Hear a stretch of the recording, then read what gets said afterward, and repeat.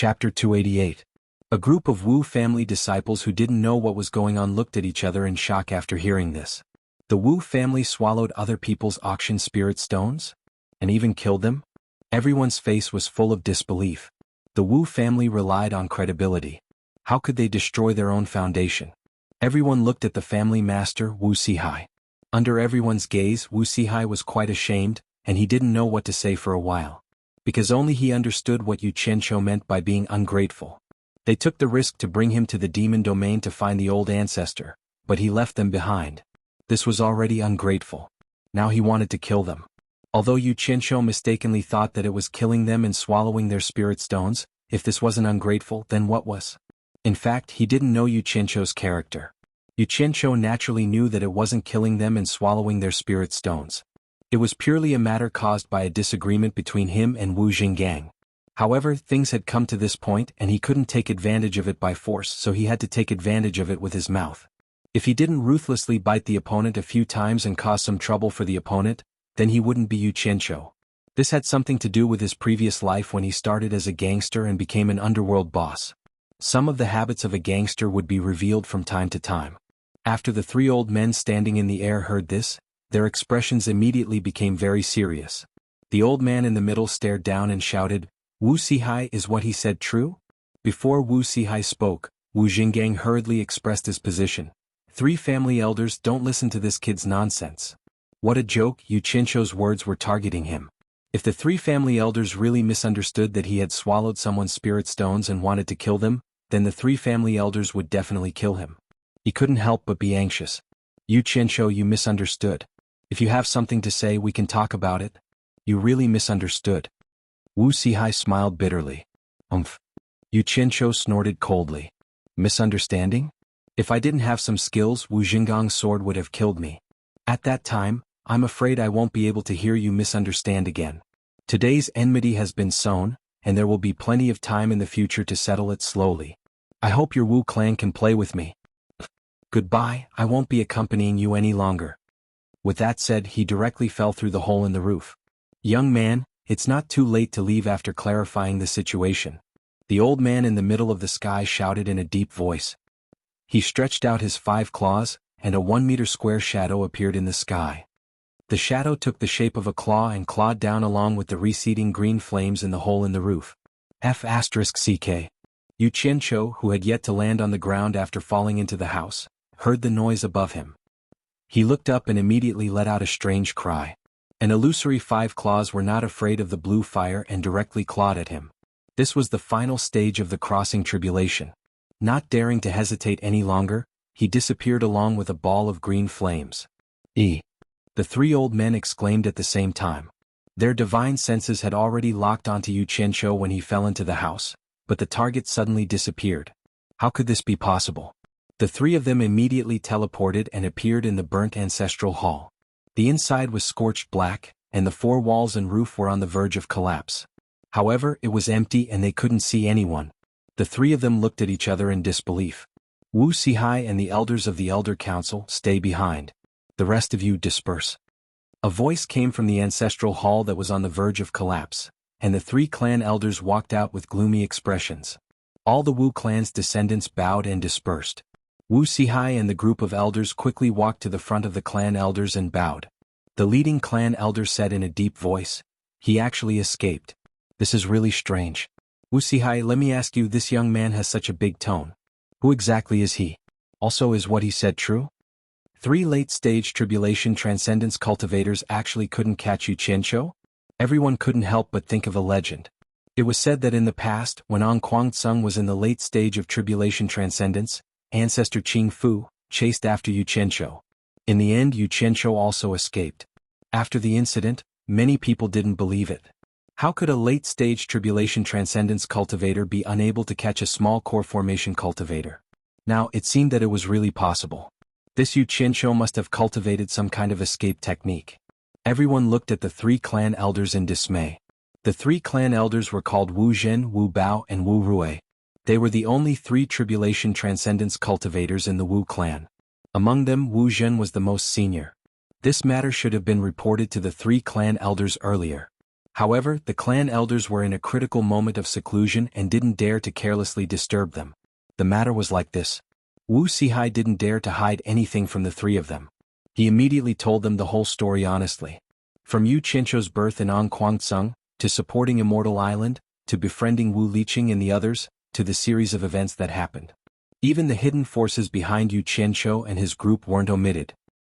Especially when he learned about Bai Changchun's information and how he brought the four major clans' patriarchs to the Demon Ghost region to find Bai Changchun, he respectfully narrated everything. Finally, the incident that happened in the Wu clan's ancestral hall was described in great detail. Everyone's heart was pounding. Oh my God! How did we provoke such a person? Meanwhile, Wu Xinggang's face had already turned green. It would be strange if he didn't regret it. When he recalled that the other party wanted to take his head, he was extremely regretful. Ancestor is actually still in this world. Ancestor's cultivation has already reached the soul formation stage.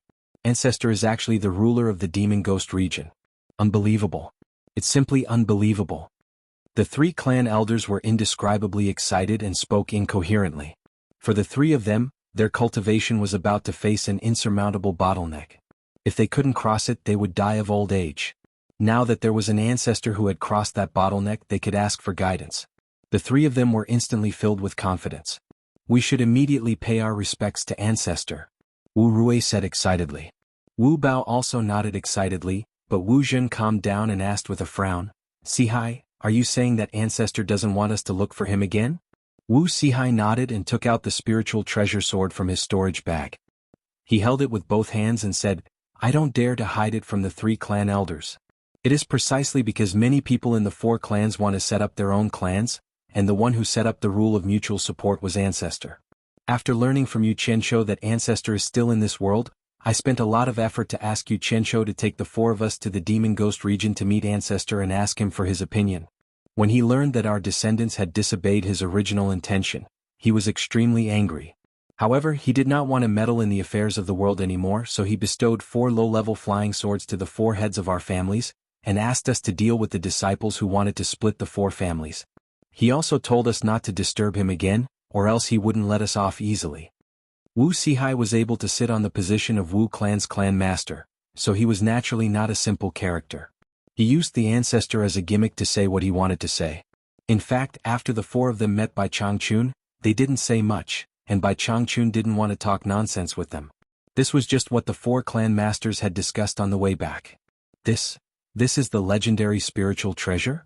Wu Zhen reached out to grab it in surprise, but then he paused and asked, since Ancestor's spiritual treasure is given to the clan master, it is not appropriate for others to treat it lightly. Sihai. Can I have a look at this legendary treasure? Wu Sihai immediately raised the sword in his hand to receive it. Wu Zhen looked at the 2 people beside him and laughed, then I will be thick-skinned and take a look at the spiritual treasure given by Ancestor.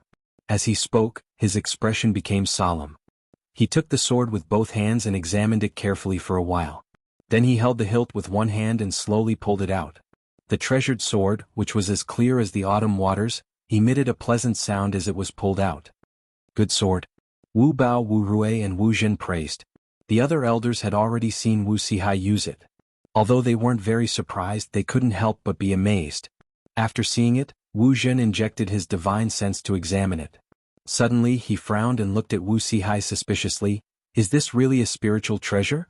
Why do I feel that it only has the power of a middle-grade magic treasure? Wu Sihai smiled bitterly and bowed. Clan Master, you may not know this, but Ancestor asked us, the 4 clan masters, to pass on the ancestral teachings of supporting each other to the next generation. He also used our blood to plant a blood curse on the sword. As for what the blood curse is, I don't know either. He said that people who aren't our blood relatives can't use the power of this spiritual treasure. He wanted us to pass the spiritual treasure and the position of clan master to our blood relatives. So, it's really hard for me to say this. Bai Changchun might have meant that at that time, but he definitely didn't say such straightforward words. Wu Sihai could be said to have used Bai Changchun greatly. As soon as Wu Sihai said this, Wu Xinggang and some people's expressions changed. They opened their mouths to speak but didn't dare to. Wu Bao, one of the clan masters, also frowned deeply. Wu Zhen and Wu Rui exchanged glances. Wu Zhen put the sword back into the scabbard and said, since Ancestor said this, you're just telling the truth. There's nothing hard to say. Wu Sihai, I wonder if I can have a look at this spiritual treasure? Wu Bao asked. Wu Sihai immediately said respectfully, Clan Master, please feel free to have a look. Wu Jin expressionlessly handed the sword to Wu Bao. Wu Bao pulled out the sword and fiddled with it for a long time. He frowned and said, This sword is really a spiritual treasure? This is clearly a middle-grade magic treasure. Wu Sihai, did you remember ancestors' words correctly? Blood curse? This is the first time I've heard of it. Why don't you show us this spiritual treasure? Yes, Clan Master. Wu Sihai received the sword with a solemn expression. As soon as he inserted his divine sense into the sword after pulling it out, the sword let out a light dragon's roar. A circle of light rippled on the clear body of the sword. Then a majestic murderous aura rose. The surrounding people felt their hearts and minds ripple. The murderous aura made it hard for them to breathe. Even Wu Zhen and the other two felt uneasy, as if they wanted to surrender to this sword. The sword already had such an aura before it even moved. What would happen if it was really used? Quickly put the sword away. Seeing that Wu Sihai had already raised the sword and was looking for a target to test it on, and that the light on the sword was getting brighter, Wu Zhen hurriedly stopped him. Wu Sihai was stunned. He did as he was told and put the sword away. I'm afraid it'll attract trouble if outsiders see it. There's no need to test it. This sword is undoubtedly a spiritual treasure. Just this aura alone is incomparable to a top-grade magic treasure. Wu Zhen looked at Wu Bao in admiration. The latter frowned and nodded. It's a magic treasure in our hands, but it's a spiritual treasure in your hands. The great ancestor is indeed powerful. He can actually cast a magical spell like the blood curse. Of course. How can the great ancestor be compared to ordinary people? Wu Rui laughed. Wu Zhen said with a little regret, Sihai, what did the great ancestor say? Can you repeat it in detail? Can't we even pay our respects to him? Wu Sihai put the sword back into his storage pouch and said respectfully, Before the four of us left, the ancestor's original words were like this. There is no such thing as an everlasting clan in this world. This is the only thing I can do. You guys better understand it yourselves. Alright, go back. No matter what happens in the future, don't come looking for me again. Otherwise, I won't let you off easily. What he said was exactly what he said. He didn't edit or embellish anything. The three of them pondered over the meaning in his words. They looked at each other and felt that it was a pity. Wu Sihai glanced at Wu Jinggang and said, 3 elders, if we can find someone to help us, maybe we can ask for a chance to meet the great ancestor. Oh.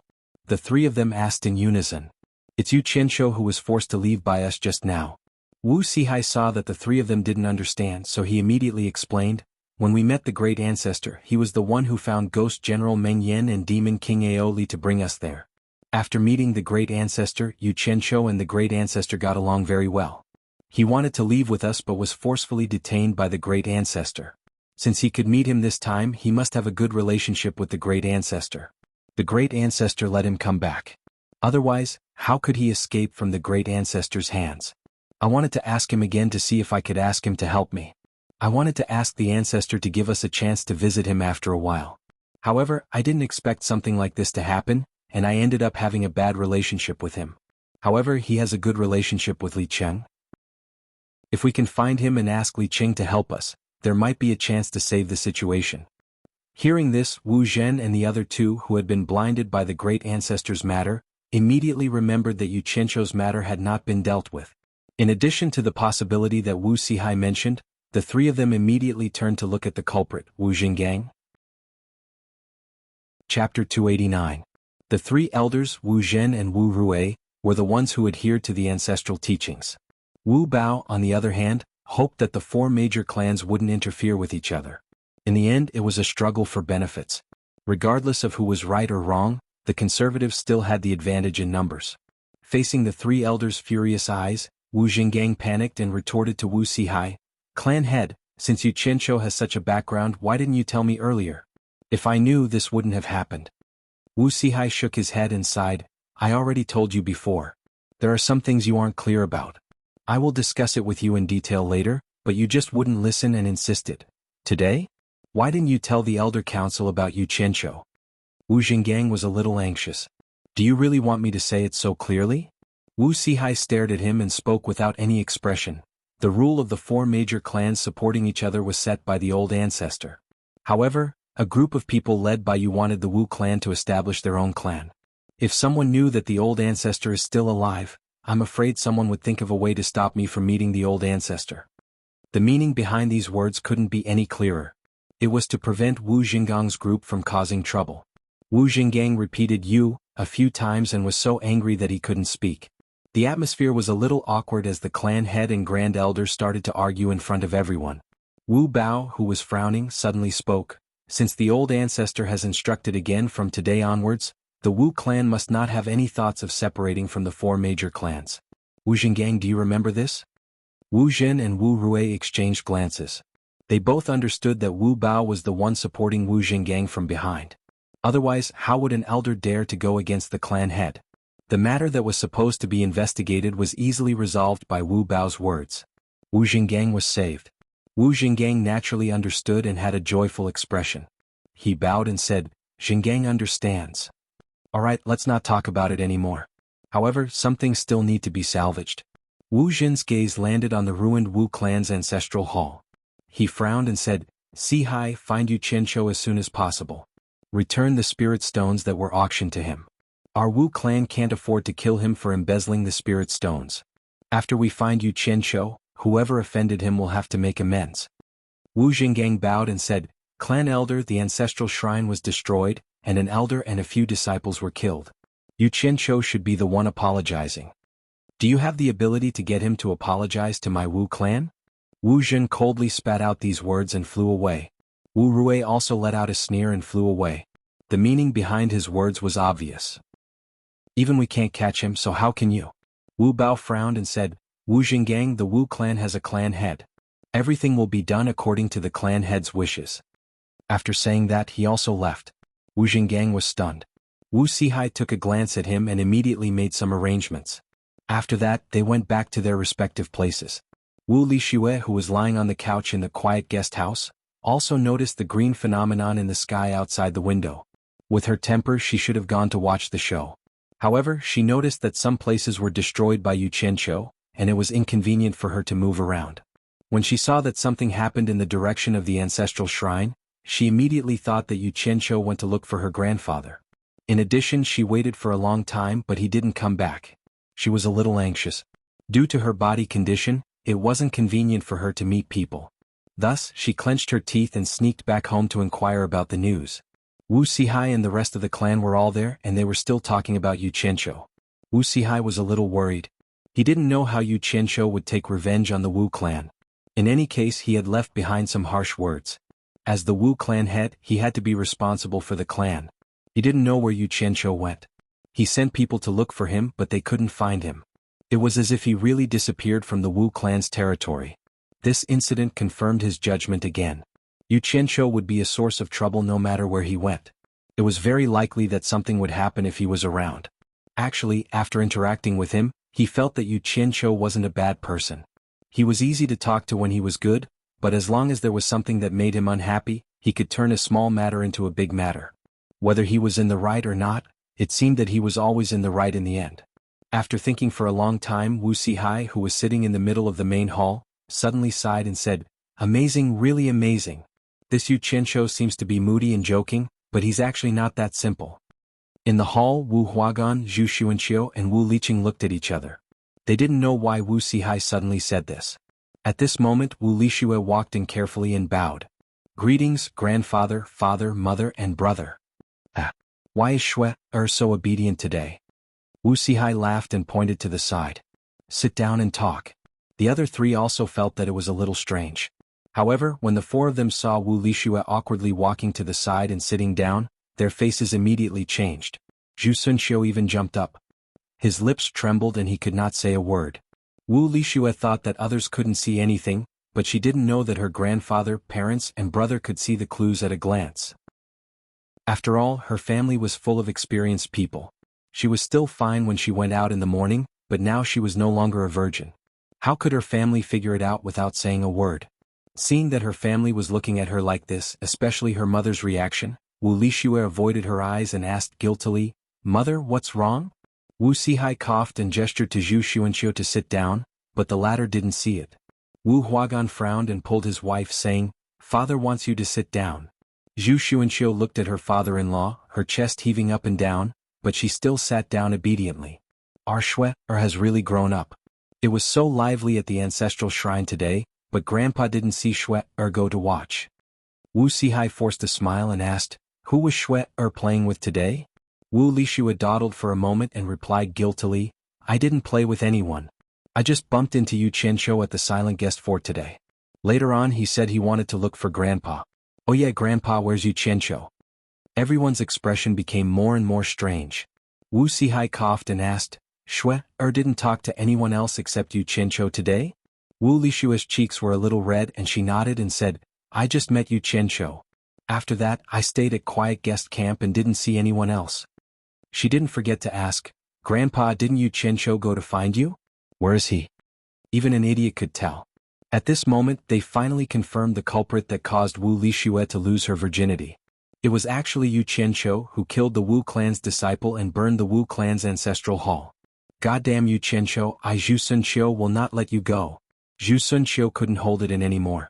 He stood up and roared. Wu Lishua was a little dumbfounded. "All of you get out." Wu Sihai shouted, "I have something to say to Xue alone." Seeing that Zhu Sunqiu was unmoved, Wu Sihai said in a deep voice, "Wu Huagan, take your wife away." Zhu Sunqiu wanted to say something, but he was restrained by Wu Huagan and helped out on the spot. Wu Liqing followed behind. When he passed by his sister, he looked at her with a strange expression. He couldn't tell what expression he had. His best friend had slept with his sister. His feelings were complicated. When everyone was gone, Wu Sihai approached and smiled kindly. "Xue, don't be afraid. Tell me honestly, are you in a relationship with Yu Qianqiu?" Wu Lishua suddenly looked up with a "how would you know" expression. Under Wu Sihai's encouraging gaze, she nodded shyly and lowered her head. Recalling what Yu Qianqiu had said to her, she twisted the corner of her clothes with her fingers, lowered her head and bit her lips. "Grandpa, I'm already Yu Qianqiu's woman, but I'm afraid that mother will, my Xue has really grown up. You're a woman now. Good, good." Wu Sihai touched her hair lovingly and encouraged her. "Don't be afraid of your mother. As long as you really like him, you can boldly pursue your own happiness. I'll take care of everything for you." Hearing this, Wu Lishua's uneasy heart was suddenly relieved. She smiled and said, "Thank you, Grandpa." However, when she looked outside, she still had a lingering fear. Clearly, she was still a little afraid of seeing her angry mother. Wu Sihai saw her worry and laughed. "I'll find your mother now and explain everything. You don't have to worry about anything. Also, it's not convenient for you. Go rest first." "Grandpa, I'm going to ignore you." Wu Lishua pouted shyly and awkwardly fled. Wu Sihai looked up to the sky and laughed. Twirling his beard, his eyes glowed as he muttered to himself, "Yu Qianqiu, if you have the ability, don't appear. Once you become this old man's grandson-in-law, I want to see you jump into the sky." After escaping from the Wu family, Yu Qianqiu returned to Utopia and immediately disappeared. He appeared next to the underground azure fire in Twilight Valley of the Demon Realm and tried to absorb the fire element to replenish what he had expended today. In the end, he did not find any resistance like last time, so he let loose and absorbed to his heart's content. After that, he looked at the underground fire hole and was considering whether he should go down and explore again when he suddenly covered his nose and sneezed. Yu Qianqiu looked around and muttered, "Damn it! Who's cursing me?" Needless to say, it's definitely those old farts from the Wu family. Damn, today is inauspicious. It's best if I don't take the risk. With that said, he disappeared again. Chapter 290. When he reappeared, he was on a small hill outside of Twilight Valley, the place where Healy had brought him to Twilight Valley.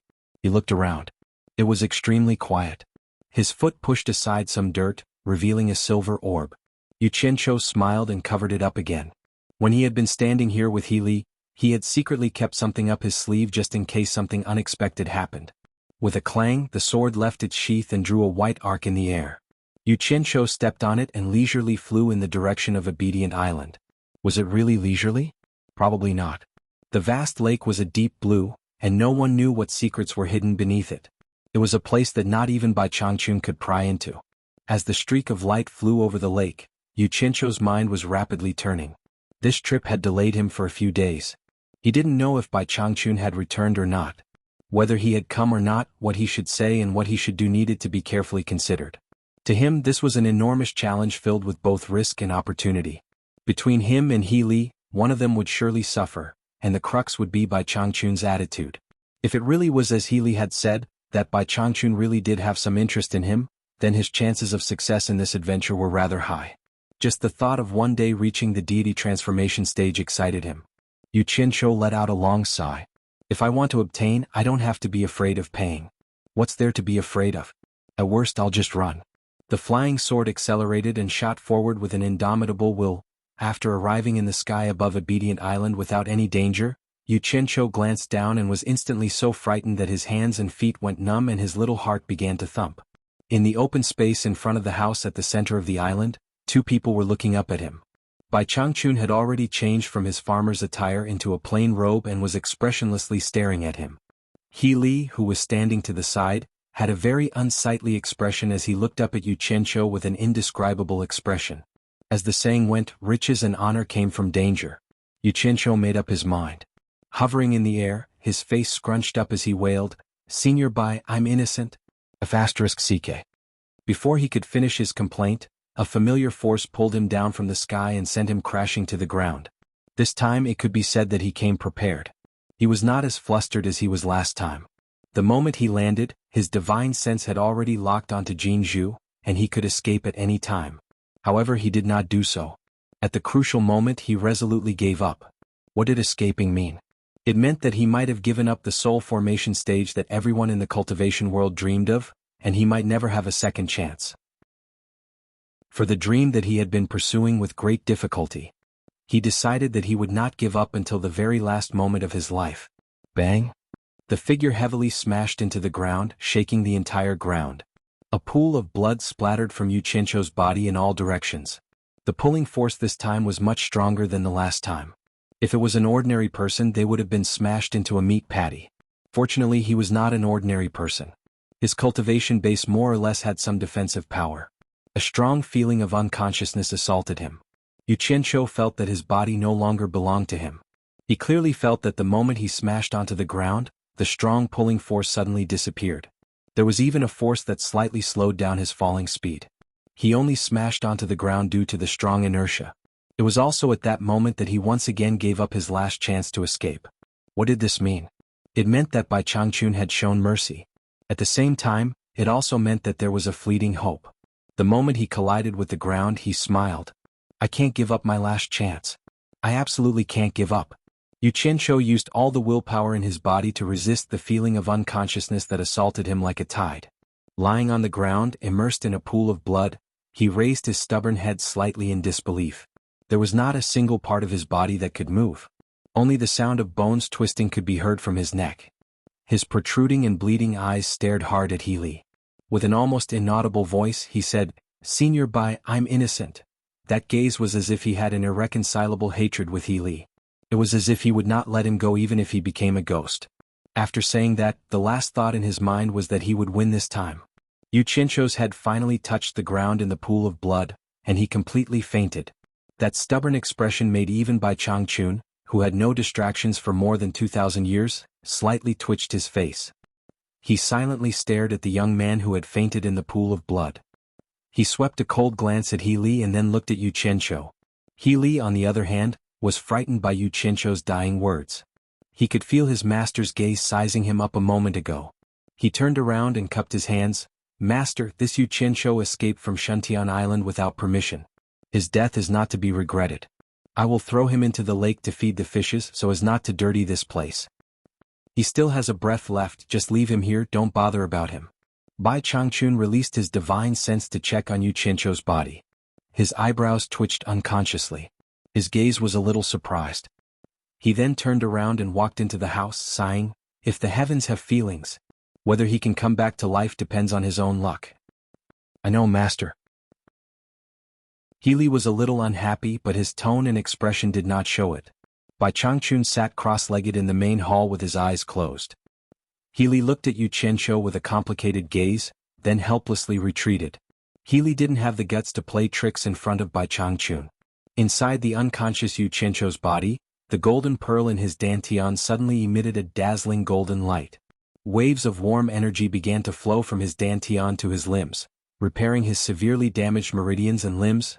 Deep into the night, Yu Qianzhou, who was lying on the ground, suddenly let out an almost inaudible groan. Although the sound was weak, how could it escape Bai Changchun's ears?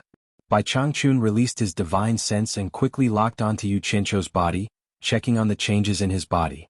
A moment later Bai Changchun opened his eyes. His eyes gleamed brightly in the darkness. He didn't expect Yu Qianzhou to be so heavily injured, yet he only used a short amount of time to recover. This brat didn't do any healing, nor did he take any medicine. His body was actually healing itself. Previously, when Yu Qianzhou had fainted, he had checked with his divine sense. Yu Qianzhou's bones and meridians were almost all broken, and he was barely hanging on to his last breath. Just like what Healy had said to Yu Qianzhou, as long as people came to the demon ghost region, as long as they didn't go too far, Bai Changchun would show some mercy. He wouldn't be as ruthless as he was to demon ghosts, killing them without mercy. But it was this mercy that made Bai Changchun discover the abnormality of Yu Qianzhou. Under the situation where his meridians and bones were broken, he shouldn't be able to use his jinqi, but something incredible happened. This young man's body had the ability to recover on its own. Speaking of which, it had to be attributed to the mysterious effects of the golden pearl. Bai Changchun discovered that the mysterious power that healed Yu Qianzhou's body came from his dantian. However, with his cultivation he couldn't discover the golden pearl in Yu Qianzhou's dantian. This left Bai Changchun puzzled. In fact, no one knew, including Yu Qianzhou himself. Every time his body recovered, the purple chaos in Utopia would decrease. Of course, the decrease was insignificant compared to the massive amount of purple chaos in Utopia. Chapter 291. Night had passed and the sky was turning bright. Under Bai Changchun's gaze, Yu Qianzhou had unknowingly sat down cross-legged on the ground. When the first ray of sunlight shone on Obedient Island, Yu Qianzhou's body trembled and he let out a breath. He slowly opened his eyes and revealed a look of joy. Just now he had unknowingly broken through to the core formation late stage and he had woken up. Bai Changchun's eyes had unknowingly closed again. When Yu Qianzhou saw the person in the opposite room he was stunned. He recalled the situation before he fainted and quickly checked his body. His body had already recovered, and his cultivation had also broken through to the core formation late stage. However, the vital essence in his body was extremely lacking and he did not know why. He did not know how long he had been unconscious for, but the fact that his body was not under his control when he was injured showed that he had definitely been severely injured. For him to be able to recover to this state, it was definitely due to the miraculous effects of the golden bead. What worried him was that with Bai Changchun's cultivation, he would definitely notice the changes in his injuries. He did not know if this would raise Bai Changchun's suspicions. Seeing that Bai Changchun's eyes were still closed, Yu Qianzhou did not believe that with Bai Changchun's cultivation, he would not be able to tell that he had recovered. After thinking about it, he first grabbed a spirit pill and swallowed it. Then he grabbed a high-grade spirit stone with each hand and absorbed the spiritual qi within. No matter what the outcome was, he had to recover the vital essence in his body first. As for the rest, he would take it one step at a time. After a long time, when his body was full of vital essence, Yu Qianzhou opened his eyes in high spirits. The first thing he did was look at Bai Changchun. The old man was still as indifferent as before. Yu Qianzhou's gaze fell on the large area beside him that was stained with his blood. The blood had already dried and turned black, but it still made his heart ache. He took out a small shovel that he used to plant spirit herbs from his storage bag and scraped up the blood on the ground bit by bit before collecting it into a bag. He could not waste it. This pool of blood might be useless to others, but it was very useful to him. Every member of Utopia's army had a silver number plate on their chest. It contained their blood essence. They had poured half a bowl of blood into it, dipped a brush in it and added it into the plate. Only then did it become the number plate that the members wore. The reason he did this was naturally so that he could better understand everyone's movements. This was especially so when he dragged Utopia into a fight. He knew every member's position very well. Apart from him, no one else in Utopia knew about this. Not long after, the bag in his hand was filled to the brim. The blood had seeped into the soil, so he had scraped a few layers of the ground. As long as it was soil mixed with his own blood, it was useful to him. It could be used for a long time, and for a long time he would no longer have to feel heartache and bleed himself. His strange actions finally made Bai Changchun open his eyes, and the person who was watching his every move from the room not far away, Crane Li's gaze was also filled with doubt. What shocked the master and disciple the most was that Yu Qianzhou was able to recover in one night after suffering such heavy injuries. Furthermore, he even had a breakthrough in his cultivation. It was simply unbelievable. Yu Qianzhou focused on scraping the blood off the ground, and the originally flat ground immediately caved in. He weighed the bag in his hand and found that it weighed tens of kilograms. Although most of it was made up of mud, it was imaginable how much blood he had lost to be able to soak so much mud. After sacrificing so much, it was time for him to seek justice. Yu Qianzhou quietly tied up the bag and threw it into his storage bag. He turned to face Bai Changchun and knelt down. I left Obedient Island without permission and was framed. I was tricked by Senior's disciple, Healy. Otherwise, I would not have dared to leave Obedient Island without permission. Senior, please seek justice. He had already made up his mind to kill Healy, so he did not leave any leeway. He was not afraid that Healy would dare retaliate against him in front of Bai Changchun. Ever since Yu Qianzhou had suddenly returned, Healy had sensed that something was wrong. In truth, Bai Changchun and Yu Qianzhou had returned right after each other. Upon seeing his master, Healy immediately said that Yu Qianzhou had fled Obedient Island while he was away. He dared to say this because he had returned to Twilight Valley and discovered that Yu Qianzhou had disappeared. As a result, he concluded that he had been burned to ash by the blue flames. Who could have expected that scoundrel to return right after he reported to his master? Now that he heard Yu Qianzhou say this, Healy was frightened out of his wits. He immediately knelt at Yu Qianzhou's side and kowtowed. Master, Yu Qianzhou is framing this disciple. It was clearly him who fled while this disciple was gone, but he wants to pin the blame on this disciple. What? Are you panicking now? Are you afraid? You must be very surprised that I didn't die. Yu Qianzhou teased. I remember everything you said to me in Twilight Valley, not forgetting a single word. Are you going to tell Senior by yourself or do you want me to do it for you? The moment the words Twilight Valley came out, Bai Changchun stared at Healy. Healy indignantly said, Yu Qianzhou, don't slander me. When did I go with you to Twilight Valley? Healy wanted nothing more than to tear Yu Qianzhou to pieces on the spot, but he did not dare to do so. He couldn't understand how Yu Qianzhou had managed to escape from Twilight Valley. First, there was the array protecting the blue flames, and then there was the array outside Twilight Valley. Two ancient arrays. How could he have come out if he could not enter? He had also thought of a terrifying possibility.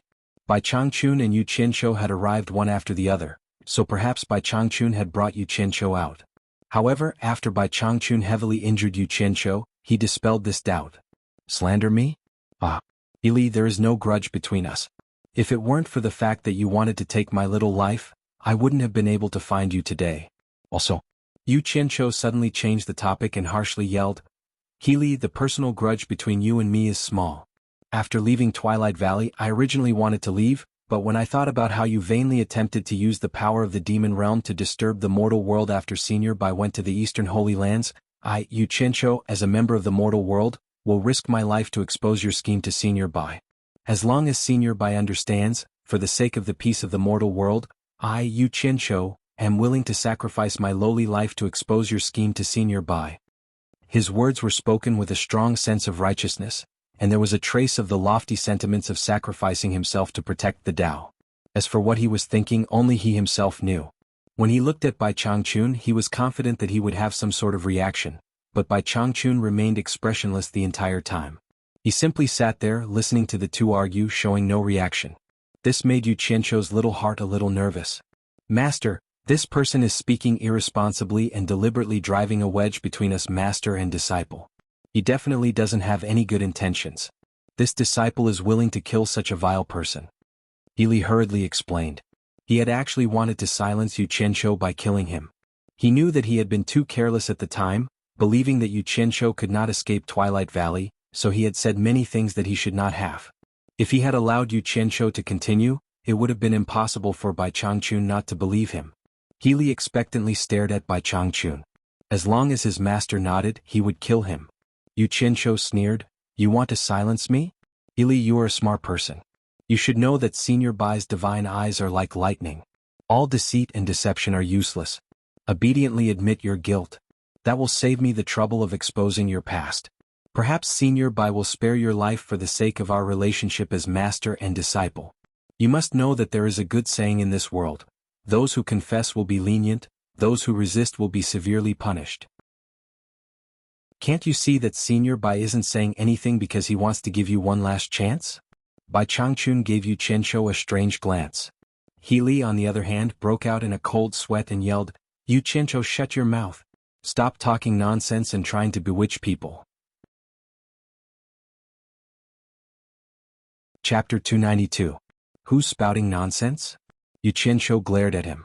You called Senior by an old fart behind his back. Do you admit it? Healy paled in fright and could no longer kneel.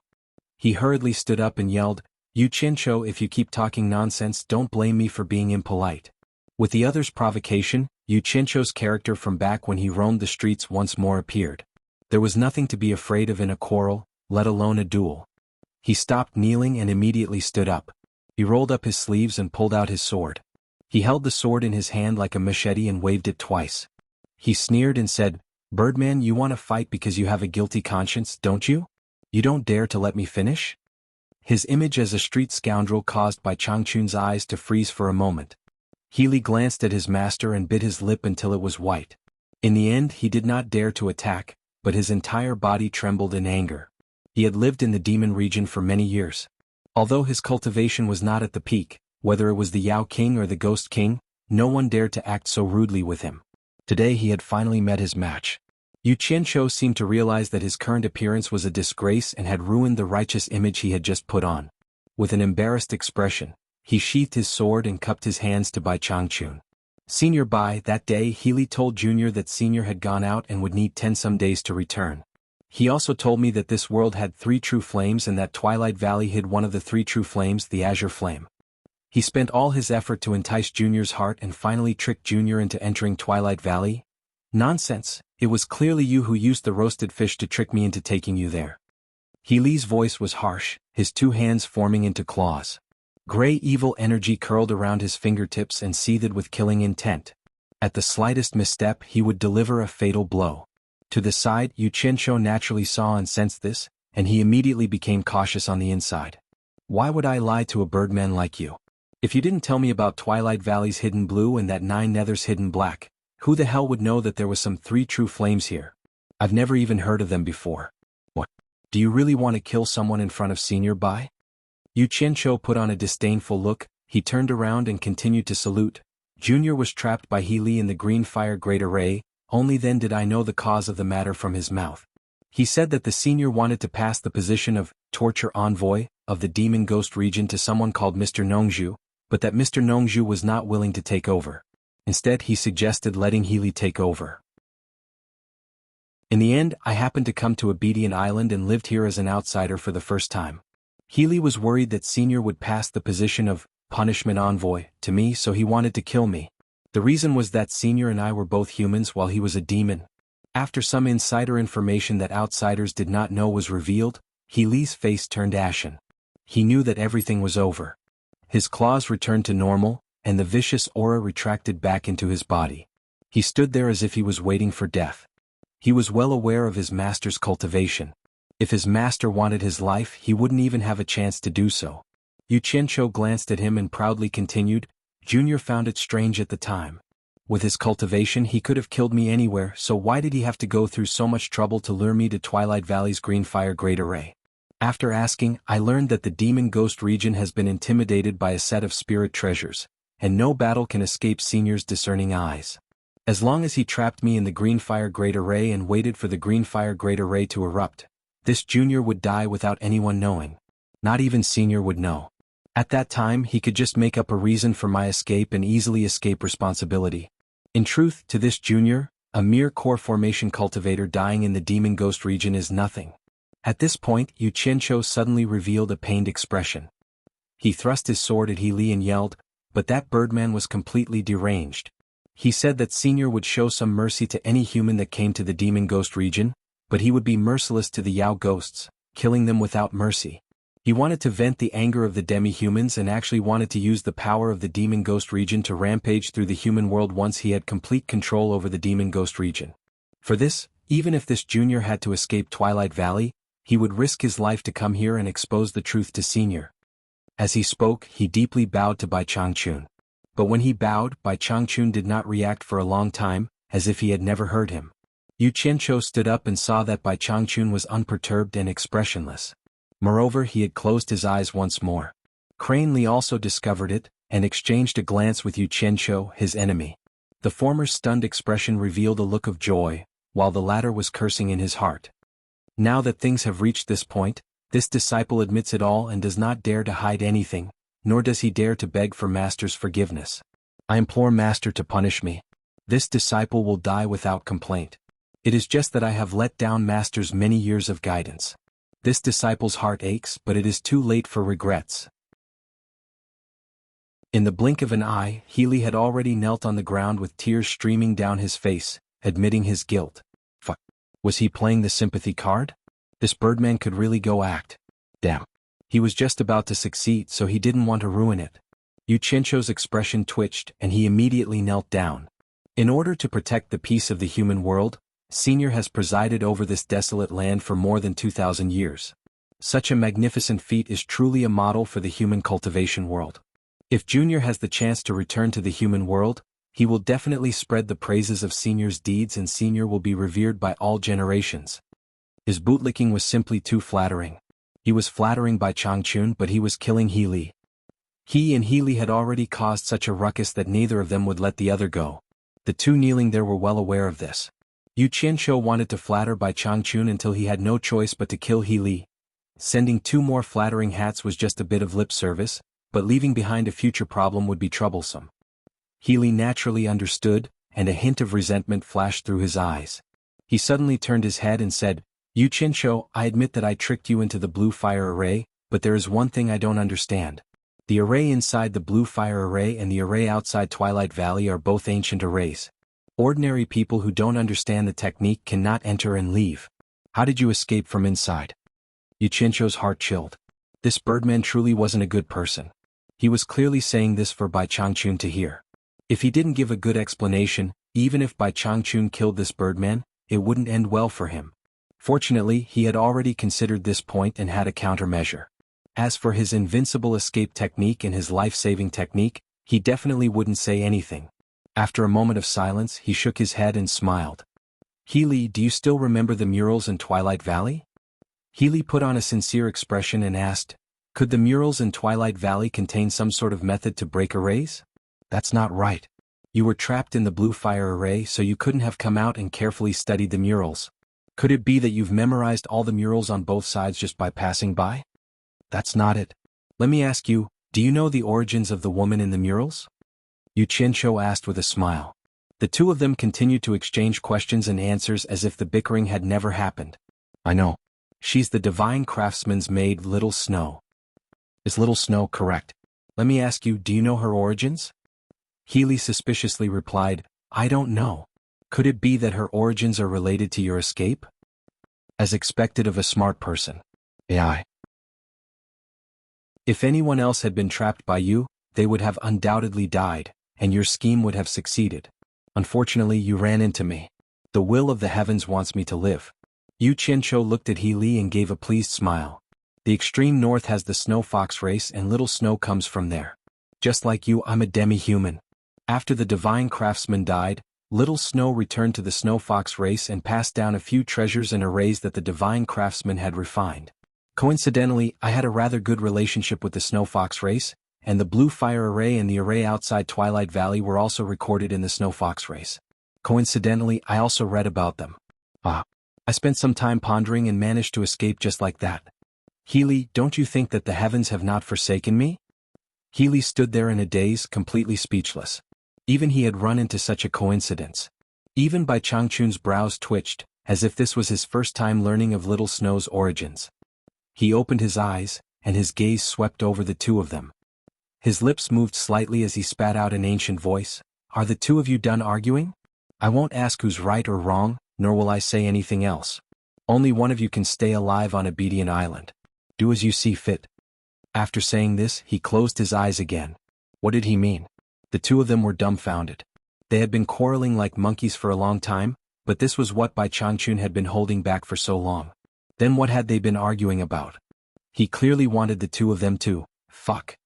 Xianxia came to his senses and let out a strange cry. The sword in his hand shot at Healy like a bolt of lightning. This was a fight to the death. He naturally had to strike first. Chapter 293. When Healy heard his master's words, he was overjoyed. His cultivation level was clearly higher than Xianxia's by a large margin. His master's actions were clearly biased towards him. But before he could finish being happy, Xianxia made the first move. He didn't even greet him and attacked. Xianxia's actions were considered a sneak attack. But the difference in their cultivation levels was too great. It would have been strange if a sneak attack had succeeded. Heli roared, "Despicable." At the same time, his fingers formed 5 claws and he waved his hand to deflect the flying sword. The two of them were very close. After the flying sword was deflected, Heli aimed for Xianxia's shoulder. Xianxia wasn't an idiot. He knew that the chance of this sword injuring his opponent was very small. When he released the flying sword, he slapped the ground with his other hand. The kneeling person stood up and bounced into the air. The flying sword that was deflected by Heli returned in a blink of an eye and caught Xianxia. "You feathered animal, you dare to say the word despicable in front of me? Are you done being despicable and I'm not allowed to be despicable? I said the wrong thing. How can I be the old man of a feathered animal?" Xianxia stood in the air and cursed. At the same time, "Xiao" sounds could be heard.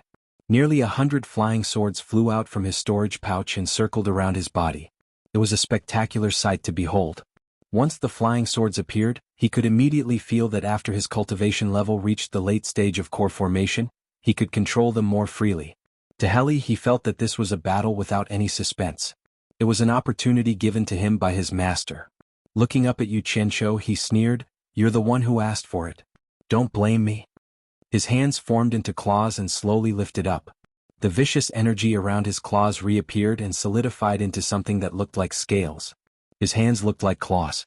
Evil chi emanated from his claws and revolved around his arms, slowly covering his entire body, forming a faintly discernible membrane on the surface of his body. Xianxia narrowed his eyes as he looked down. This was the 3rd time he had fought against a master in the middle stage of the crossing calamity stage. The first time he caused trouble at supporting Immortal Island's new talent assembly, he was severely injured by Dongfang Chang'ao and fled. The second time was not long ago when he had a small test with Wu Jinggang. He didn't expect the 3rd time to come so soon. This time was different from the previous 2 times. It would be a fierce battle. Although he didn't know what Bai Changchun's intentions were, he wouldn't give up easily until the last moment. He only had one chance to ride on Bai Changchun's coattails. If he didn't try his best, how would he know the result?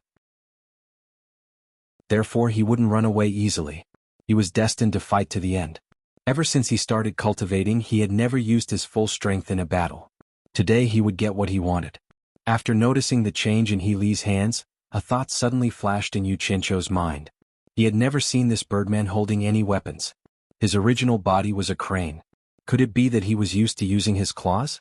The membrane on his body was naturally his protective aura. He didn't know if his flying swords would be able to break through his aura. "Go!" Xianxia opened his eyes and pointed down with the sword-driving art. Among the swords that were dancing around him, 50 flying swords flashed in all directions, drifting erratically around He Li, appearing and disappearing at a speed that was hard to predict with the naked eye. Their speed was extremely fast, quietly approaching the target. Now that his cultivation had increased, he could control flying swords with such ease. "Feels so good." This was what Xianxia was thinking at this moment. He Li was as motionless as a mountain, his eyes darting left and right as he guarded against any sudden attacks from the flying swords. He had never seen someone like Xianxia who could simultaneously control so many flying swords. However, he didn't panic in the slightest. No matter how mystical Xianxia's sword control technique was, he was still a core formation cultivator and couldn't pose much of a threat to him. However, he wasn't one to underestimate his opponent. He waited here and didn't move because he wanted to see just how much strength Xianxia had. After all, the fact that Xianxia had been able to escape from Twilight Valley meant that he wasn't as simple as he made himself out to be. If that really was the case, he would quickly end this battle. At some point, Bai Changchun was standing under the eaves with his hands behind his back, calmly watching the battle unfold before him. He Li's calmness and vigilance allowed Xianxia to guess what he was planning. His eyes narrowed and a glint flashed in his eyes. He took out a stack of yellow talismans from his bag of holding, and with a wave of his left hand, a group of yellow shadows shot toward He Li. He Li glanced up in surprise. He hadn't expected that Xianxia would be able to control so many flying swords at the same time and still have the time to do something else. He glanced at the flickering cold light around him, and his protective stellar energy surged, rapidly thickening. At this moment, the group of yellow shadows exploded, engulfing Healy in flames. Healy sneered. So it was just a bunch of fire talismans. Did these things really think they could injure him? As the flames spread to the surrounding houses, Bai Changchun's long beard fluttered without any wind, and the flames stopped right in front of the houses. As the flames burned, Yu Qianqiu threw out a stack of talismans in his right hand. A group of yellow shadows rushed into the sea of flames, and immediately after, a series of loud explosions rang out. The entire Obedient Island could probably feel the tremors. These were the astral breaker talismans made by Qin Feng. However, these talismans seemed to have some effect on early nascent soul stage cultivators, but not on tribulation stage cultivators. Yu Qianqiu naturally knew this, and the effect he wanted was to confuse the eyes and ears. The astral breaker talismans rang out, and Yu Qianqiu formed a hand seal. Within the sea of flames and smoke below, a cold light flashed continuously, followed by a series of rapid explosions that lasted for a long time. However, after a short while, the explosions gradually faded until there was no more movement. In the air, Yu Qianqiu's expression changed. The 50 flying swords that he had released were all gathered together, and were no longer under his control. What was going on? Not long after, the flames burned out, and the smoke from the astral breaker talismans gradually dissipated. Healy Li's ferocious smile appeared, and in his hand was a large number of flying swords that were gathered together. These were the flying swords that Yu Qianqiu had released. Yu Qianqiu was shocked. The flying swords were so fast, but they were all caught by Healy. Is that all you've got? Healy sneered. As he spoke, he twisted his hands, and the 50 flying swords that had been tempered by the black gold sand made a zhi sound. In the blink of an eye, he twisted them into a ball and threw them to the ground. Damn it! What kind of rotten claw is that? It's simply abnormal. Yu Qianqiu's eyelids twitched. Even though he was at a disadvantage in a fight, he still had to take advantage of his words. Then I'll let you know the power of my crane claw. Healy snorted coldly. His figure suddenly disappeared. It was as if he had teleported. He felt that he had figured out Yu Qianqiu's background, so he immediately launched an attack. Yu Qianqiu's pupils shrank. Could it be the teleportation at the end of the crossing calamity? No. He vaguely saw a shadow flickering in the air. It was definitely not teleportation, but because the speed was too fast. Yu Qianqiu immediately felt a fatal threat. With a thought, the surrounding flying swords danced around his body, forming a cold light to protect his body. Dang, a crisp sound was heard. Several flying swords were slapped away. Due to the obstruction of the flying swords, Healy appeared not far away. He drilled through the sword net and stretched out his claws. Yu Qianqiu was shocked. With a thought, the surrounding flying swords turned around and shot towards Healy like a torrential rain. Unfortunately, they collided with Healy's protective aura chi and bounced off. They simply could not break through his protective aura chi. Well, a person who was not good at long-range attacks but good at close-range attacks would certainly have a stronger defense. Yu Qianqiu was chased in the air. He dodged left and right. The bounced flying swords were once again regrouped and continued to attack.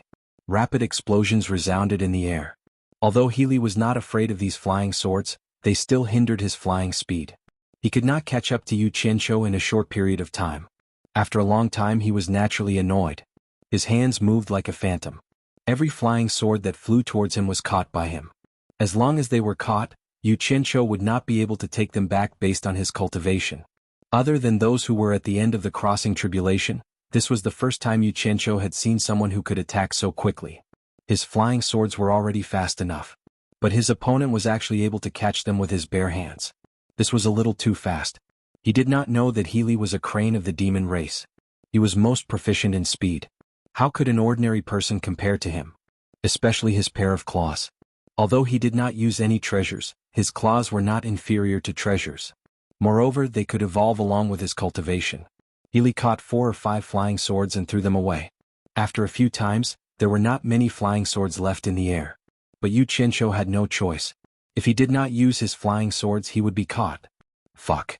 When the last few swords in the air were twisted into a dough twist, Yu Qianqiu let out a strange cry. Healy had already shot towards him like lightning. Yu Qianqiu did not dodge. He knew that he could not dodge with his speed. So he jumped down from the flying sword. It looked like he was jumping off a building to his death. The flying sword under his feet played its final role in blocking the enemy. It whistled as it shot towards Healy. Yu Qianqiu shouted as he fell, "Senior Bai, save me." His voice was extremely miserable. Creak. The last sword was sacrificed. He Li laughed evilly and pounced towards Xianxia. He stretched out his claws and pierced the top of Xianxia's head.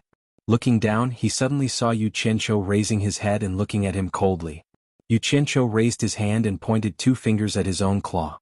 He was really courting death. Crane Li's smile became even more radiant. His 5 claws fiercely clasped onto the 2 fingers that Xianxia had pointed at him. If nothing unexpected happened, they would be able to see a badly mutilated scene and miserable screams. But an accident really happened. The moment the fingers and claws intersected, Xianxia's 2 fingers flashed with a demonic green light. He Li's claws immediately felt a burning pain. The gang chi covering his claws was instantly broken. You don't know the immensity of heaven and earth. Xianxia coldly snorted. He had condensed the highest temperature of his blue flame to unleash this attack. He had spent half a day putting on a show just to wait for Li He's carelessness. In this battle it was either you die or I live. There was no room for negotiation. He Li could not run away. Although the power of the blue flame was huge, but with his opponent's high cultivation, it would be difficult to get close to him. He Li could not catch up to him. No matter how powerful the blue flame was, it would be useless if it could not hit him. After witnessing He Li's speed, Xianxia was even more determined to lure the enemy. Only when the enemy was careless, would it be the best opportunity for his blue flame to show its power. And this attack really worked. The green flame shot out from his 2 fingers instantly broke through Heli's earth energy, and directly burned the claw that was reaching out towards him to ashes. Xianxia would not give him a second chance. Even if he worked hard to lure the enemy, he would not give He Li a chance to turn things around. "Ya!" Xianxia roared. Before he could even retract his finger, a burst of vigorous green flame surged out of his body.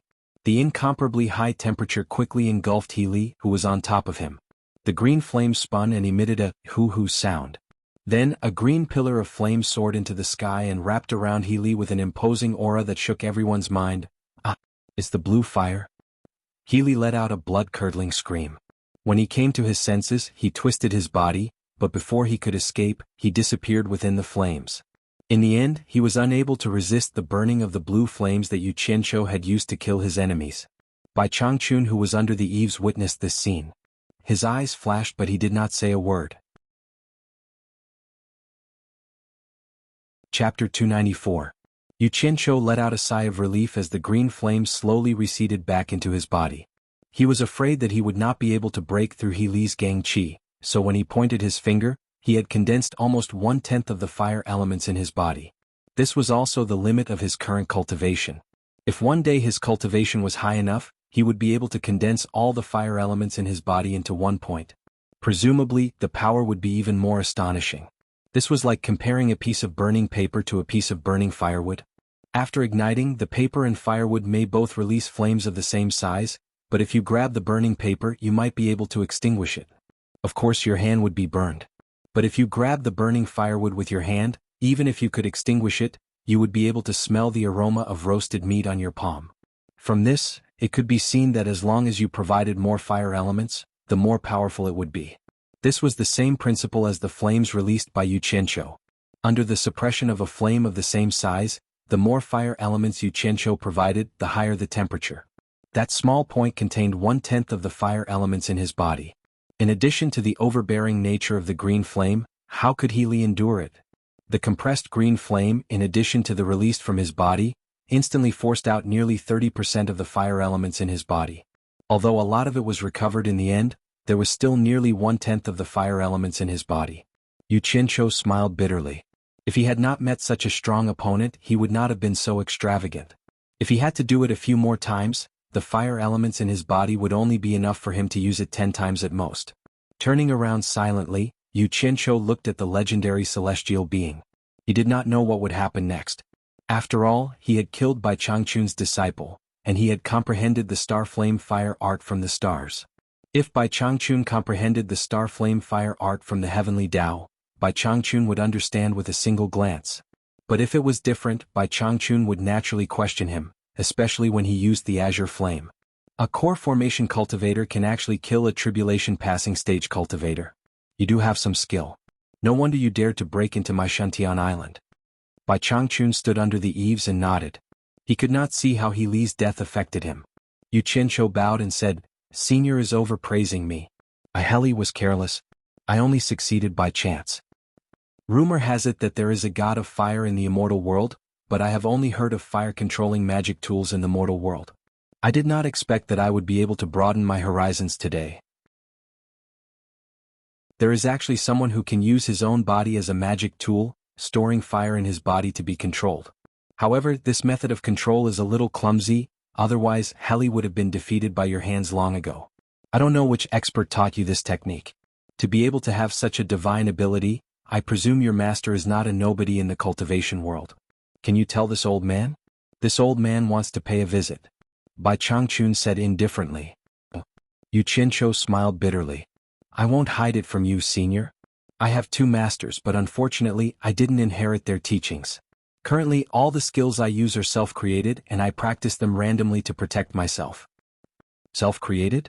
Bai Changchun's expression was slightly moved. Anyone who was able to create their own cultivation technique was an outstanding genius, and their achievements were higher than ordinary people.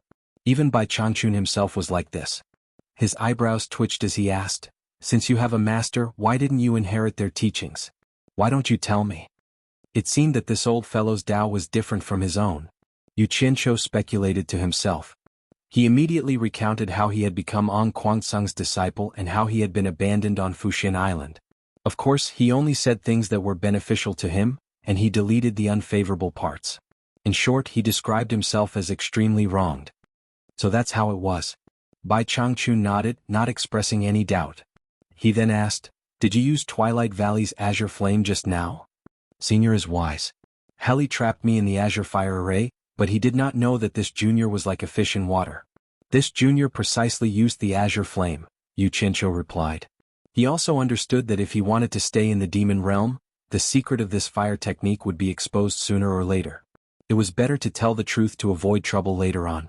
Heli trapped you in the azure flame, but in the end he died to it. It could be said that the heavenly Tao's cycle of retribution is not pleasant. Bai Changchun calmly gazed at Yu Qianzhou and said, I said before that between you and Heli, only one can stay alive on Obedient Island. Since you have survived and have no master, then stay. Starting from today, I will leave the deficient flame profound fruit to you. Be careful not to make any mistakes or else I will not forgive you. After saying this, he returned to his room and sat down cross-legged. He then added, repair the damaged ground outside the room. He then closed his eyes. He said all this, not caring whether Yu Qianzhou agreed or not. It was over just like that? Yu Qianzhou froze and then looked at the craters on the ground. These were all caused by his astral-shattering talismans. He did not dare to ask any more questions. First, he collected the flying swords that were twisted by Heli.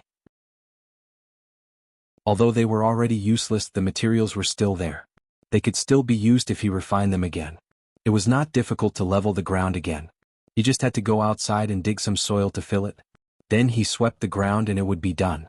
Then he went to the deficient flame profound fruit that was originally under Heli's care. Looking at the fiery red leaves swaying in the wind, Yu Qianzhou suddenly felt a bit of a toothache.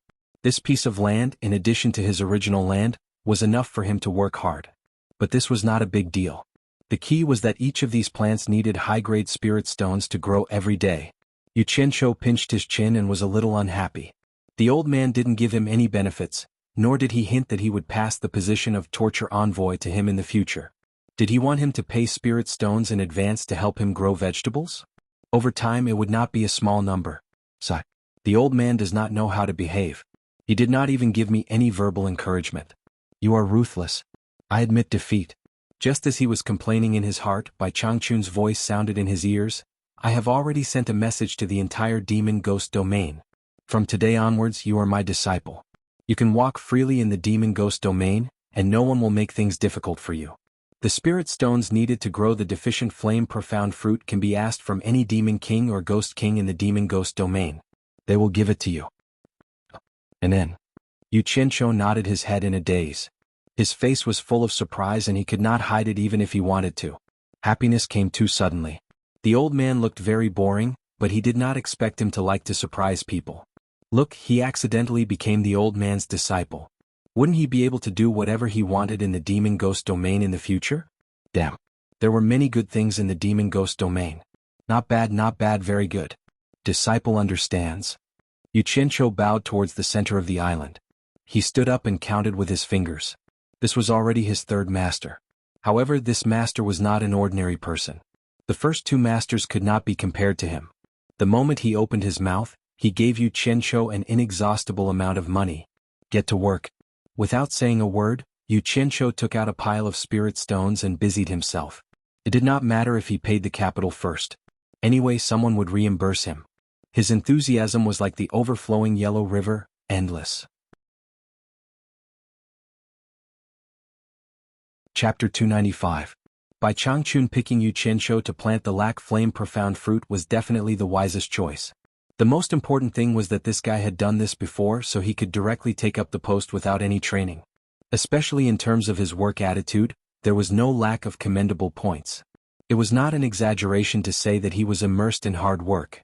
There were about 200 lac flame profound fruits in the piece of land that he had opened before, but there were about 1,800 left by Healy, so there were about 2,000 in total.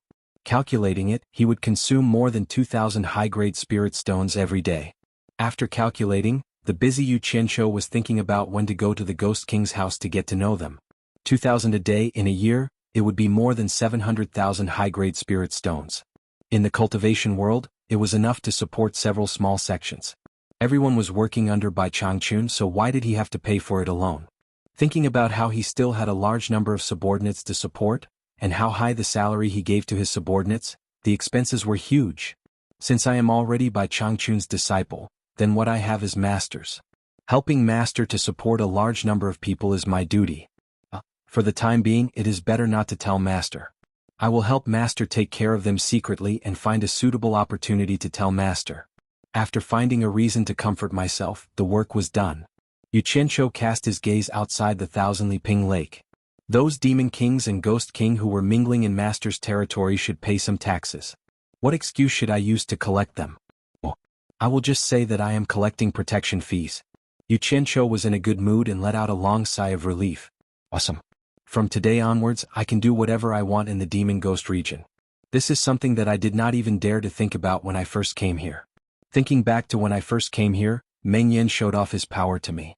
Now I really want to return it to him. Unfortunately, that guy was killed by Changchun. It seems that I can only find an opportunity to show off in front of his widowed wife. Speaking of Yu at this time, Yu was sitting in the Ghost King's hall with inexplicable surprise. The news of Meng Yan's death really made her sad for a long time. The fate of the two of them for countless years had ended here. Meng Yan, who was dead, could not be with her in the next life forever. The dead was dead and the living still had a future to walk. After experiencing the prosperity of the human world and experiencing the tribulation, she became a ghost cultivator for thousands of years. Yu was sad. She thought that without the protection of Meng Yan, she would fall under the crotch of other ghost cultivators, with her appearance. Who knew that Bai Changchun would give her the power of the Ghost King here, which was Ghost Yan? It was a surprise. Yan. Although her cultivation was not very high, as long as she was still in the demon ghost territory, no one dared to disobey Bai Changchun's decree. However, today Bai Changchun's message surprised her again. Yu was stunned for a long time. Healy deceived his master and destroyed his ancestors. He committed treason and heresy, and has been executed. Today I have accepted a new disciple named Xianxia, and I hope to cooperate with him in the demon ghost territory. She thought she had heard it wrong. Xianxia? Was it that Xianxia? That Xianxia actually became Bai Changchun's disciple? After coming to herself, she immediately confirmed her guess. Who else could Xianxia be except the Xianxia who broke into the demon ghost territory and was detained by Bai Changchun? He became Bai Changchun's disciple? He became Bai Changchun's disciple. Yu sat on the throne with an inexplicable expression. She still remembered the oath that Xianxia made to her in the past. He said that when he had the ability he would take her and her out of the demon ghost territory. Now that Meng Yan was dead but she was still alive, then Xianxia must fulfill the oath that he made in the past. Otherwise, cultivators would suffer the wrath of heaven. Yuji's bright eyes sparkled, and there was no doubt that there was a hint of joy in her eyes. She had made a forward-looking investment in the past, just for a possibility. She didn't expect that such a thing would happen. It seemed that there was a high chance that she could leave the demon ghost territory. Under the throne, 2 rows of ghost generals in armor stood in great numbers. The group of generals had suspicious looks on their faces. They all noticed the abnormality of Yu.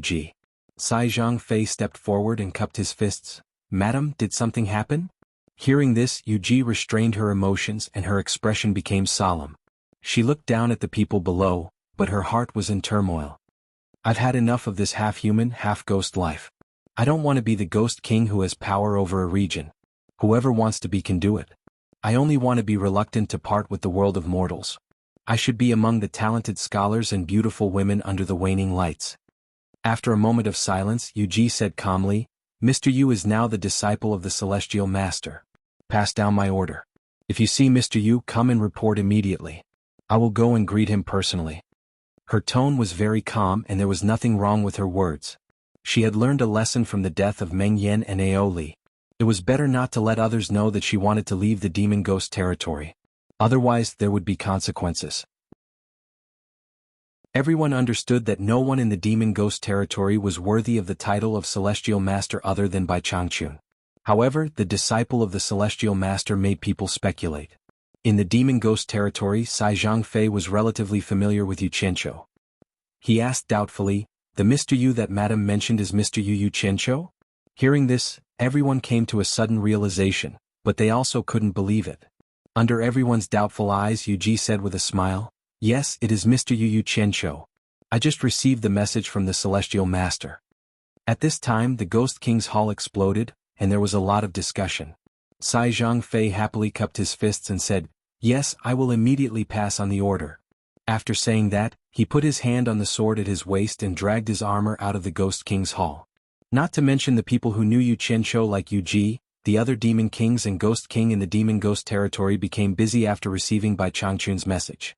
They sent their subordinates to find out who this Yu Qianqiu was. Some of them even ordered their subordinates to prepare a big gift. Most people knew Li He, but now that he was dead, not many people knew Yu Qianqiu. Since they didn't know him, they had to prepare a gift in advance. In short, after the news spread, the demon ghost territory became completely lively. During the day, demons ran amok, and at night there were many ghosts. Everything was for the unknown Yu Qianqiu. The demon ghost domain was a bit chaotic. If Wu Sihai from the four great clans knew about this, he would definitely not find it strange. He had long since come to a conclusion that no matter where Yu Qianqiu went, there would be some trouble. It would be strange if nothing happened, and Wu Sihai had already experienced it many times. In fact, it had to be said that the people who were preparing to send the gifts were all very wise people. They did not know that Yu Qianqiu was already thinking about how to collect protection fees from them. Yu Qianqiu would definitely be very happy to see the gifts. At this time, Yu Qianqiu was on the lake of Xuanhuan Island. His palm was burning with a green flame. He was refining the 100 flying swords destroyed by Li He. The clear water in the lake was just right for the swords. He had to refine them again. With his current cultivation, he still couldn't fly. Without flying swords, he couldn't leave Xuanhuan Island. He couldn't possibly row a boat or swim. Although Qin Feng had many flying swords in Utopia, they were definitely not as good as these ones that were mixed with mystic gold sand. Furthermore, if he were to collect protection fees and encountered someone who was blind, he could not possibly use Bai Changchun for such a small matter. The better the flying swords, the more useful they were. He wasn't afraid of Bai Changchun finding out. Anyway, Bai Changchun already knew the secret of the green flame, so there was no need to hide it. However, Bai Changchun, who was sitting cross-legged in the room at the center of the island, suddenly opened his eyes when the balls of molten metal were being refined into flying swords skillfully and casually in the green flame on his palm. Bai Changchun, who was sitting cross-legged in the room at the center of the island, suddenly opened his eyes. His soul consciousness quickly moved to the surroundings of Yu Qianqiu, who was immersed in refining the swords, but the latter was completely unaware of it. After the 100 flying swords were refined, one was returned to the scabbard on his back, and the rest were returned to the storage bag. He originally wanted to go to the Demon King and the Ghost King to collect the fees, but after thinking about it, he felt that he should greet Bai Changchun first. He obediently arrived outside the house where Bai Changchun was sitting, bowed and said, "Master, disciple doesn't have enough spirit stones to plant the lac flame profound fruit, tomorrow. Can disciple go?" Before he could finish, he was interrupted by Bai Changchun. "I've already told you before, you can ask for spirit stones from any Demon King or Ghost King in the Demon Ghost domain. In the future, you don't have to look for me for such matters. You can handle it yourself. In short, you can't lose the lac flame profound fruit." Disciple understands, disciple will do it now. Yu Qianqiu respectfully retreated. After walking a little further, with a chong sound, His sword was unsheathed, turning into a stream of light that carried him far away. Only after flying far away did the respect on Yu Qianzhou's face turn into a wretched smile. He looked at the demon ghost domain in the distance, which was densely packed with worry. He stepped on the sword, waved his sleeves, put his hands behind his back and increased his flying speed. He was a little impatient. Chapter 296. Flying out of the 1,000-mile lake, he immediately felt like he was in another world. The sunlight from before was already far behind him, and the dark and strange atmosphere caused the temperature to drop a few degrees. Yu Qianzhou stood on his sword and stopped in the air, looking around with a strange expression. He was anxious and didn't know where he had gone. Between the mountains, there was an abundance of vegetation, ancient trees and wisteria. All kinds of ancient and strange plants were densely packed together. Based on his previous life's logic, it was hard to understand why there was such an abundance of vegetation in this place that never saw the sun. All kinds of strange cries came from all directions, and the strange atmosphere reminded him of the first time he came to the demon ghost region with the various sects for training. At that time, some people wanted to fly in the demon ghost region with their swords, but before they could fly far, they were swallowed by the red light that suddenly appeared. Just thinking about it made him feel uneasy. Although he was here under the name of Bai Changchun, no one here knew him. What if some demon or ghost made a mistake and killed him? Safety first. Yu Qianzhou lowered his flying altitude and slowly flew about 2 to 3 meters above the ground. He carefully flew through the dark forest. The vegetation that passed by him was clearly lush, but it gave people a feeling of lifelessness, which made him even more careful. After flying for a short while, Yu Qianzhou suddenly stopped. His nostrils flared and he smelled a rich fragrance. It should be the fragrance of a flower. Could it be that his luck was so good that he encountered some rare spirit grass the moment he arrived? Yu Qianzhou's eyes lit up. His body flashed and he passed through a gap between the vines. He flew his sword towards the source of the fragrance, and went deeper into the forest. The fragrance became stronger, and the strange noises gradually lessened. Before he saw the spirit grass that he had imagined, he first heard a series of pi pi pa pa pa sounds of fighting. That's right, it should be the sound of fighting. Yu Qianzhou was stunned for a moment. He placed his feet on the sword and squatted down gently. He nestled on the sword and slowly flew towards the place where the fight was taking place. The way he flew on the sword was indeed not very pleasing to look at. It felt like he was a thief. After flying for a short distance, a beautiful bright yellow suddenly appeared in front of him. Huge yellow flowers rose from the ground. Just the flowers alone were like huge millstones, and they were as tall as a person. That alluring fragrance was coming from the flowers. Yu Qianzhou was quite shocked. He had never thought that there would be such a large flower in this world. It was simply inconceivable. As expected of the devil domain, there were all sorts of strange things. Peach Blossom, I think you should just follow me. A burst of strange laughter came, followed by a clear woman's laughter and scolding. You dare to have ideas on this fairy. Old Monster Teng, aren't you afraid that Grandma Teng will pull out your root of life? Fairy? Yu Qianzhou's eyes lit up. Could it be that there were beauties here? He was no longer in the mood to appreciate the huge yellow flowers. Instead, he used the big yellow flowers as a cover and moved towards the place where the fight was taking place. After getting close, he hid behind a yellow flower and secretly peeked at the fight not far away with shifty eyes. In a spacious area, green whip shadows and pink flower shadows danced in the air. An old man stood motionless. He was covered with rattan branches, but this was not the strangest thing. Several rattan whips stretched out from his back, making whooshing sounds. His opponent was a pink-clothed woman. Her graceful figure danced in the shadows of the whip, and her slender fingers constantly scattered peach blossoms in front of her to protect her body. Occasionally she could also shoot branches at her opponent. Damn it. So it was a fight between two fairies. Yu Qianzhou raised his eyebrows disapprovingly, but he still watched patiently. This was the first time he saw fairies fighting. He watched with great interest, but he did not notice that a big yellow flower behind him had quietly turned around. The petals, which were already big, were slowly opening up, facing Yu Qianzhou as if it was opening its bloody mouth. Yu Qianzhou was still hiding behind another yellow flower, peeking with his butt up, completely unaware of the movement behind him. Hard work paid off. After the pink-clothed woman flipped around a few times, Yu Qianzhou finally saw the woman's pretty face. She was wearing a palace dress and her gauze dress fluttered in the wind. She was indeed a beautiful fairy.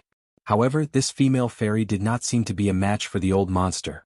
Every time she released a protective petal, it would be smashed by the old monster's rattan whip. The branches that she shot out were also easily broken by the old monster's extra rattan whip. The two of them were not on the same level at all. The old monster was clearly teasing the demoness with ease, but the demoness was frightened and panting. She was so tired that she was sweating profusely and panting. Peach Blossom, I advise you not to resist pointless. What's wrong with obeying me? The old monster cackled. The rattan vines that stretched out from behind him made him look like a spider in a spider's web. Although the demoness was at her wit's end, she still managed to catch her breath and said with a smile, "If you want me to obey you, that's fine, but I'm not going to be a servant. Old monster Teng, I'll be yours the moment you kill Teng Pa. I'm afraid you won't dare. Who doesn't know that you're famous for being afraid of your wife?" As soon as these words came out, the old monster could not laugh anymore. Instead, he felt embarrassed and angry. He shouted, "It's your fortune that I like you. Today you have to obey me even if you don't want to." As he said that, the rattan whip became fiercer and fiercer. The female fairy was already in a precarious situation. A certain person hiding behind the yellow flower finally understood the reason and could not help but snicker.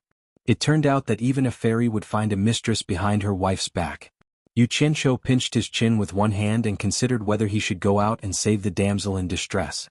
As he was pondering, he suddenly cried out, "F***CK." A yellow shadow flashed and his vision turned black. He was already trapped inside something. Xianxia immediately threw a few punches, but with his cultivation he was unable to break the thing that trapped him. Then, in the darkness, a few more things that were as tough as ropes wrapped around him and tightened around him. There was even one that wrapped around his neck and a stinky liquid sprayed on his body. His strange cry immediately disturbed the two fighting fairies. The two demons temporarily stopped and retreated. They looked at the yellow flower that was wrapped up not far away and saw that it was violently shaking. The female fairy, who was panting, frowned. Just as she took a step forward, she stopped and looked back at the old monster. From the looks of it, it was obvious that he wanted to go over and rescue her, but he was afraid of being ambushed. The old monster snorted coldly and said, "Where did this reckless junior come from? You actually dare to pry into this old man's privacy." As he spoke, a vine whip behind him pierced straight towards the yellow flower. Right at this moment, the yellow flower suddenly exploded with a bang.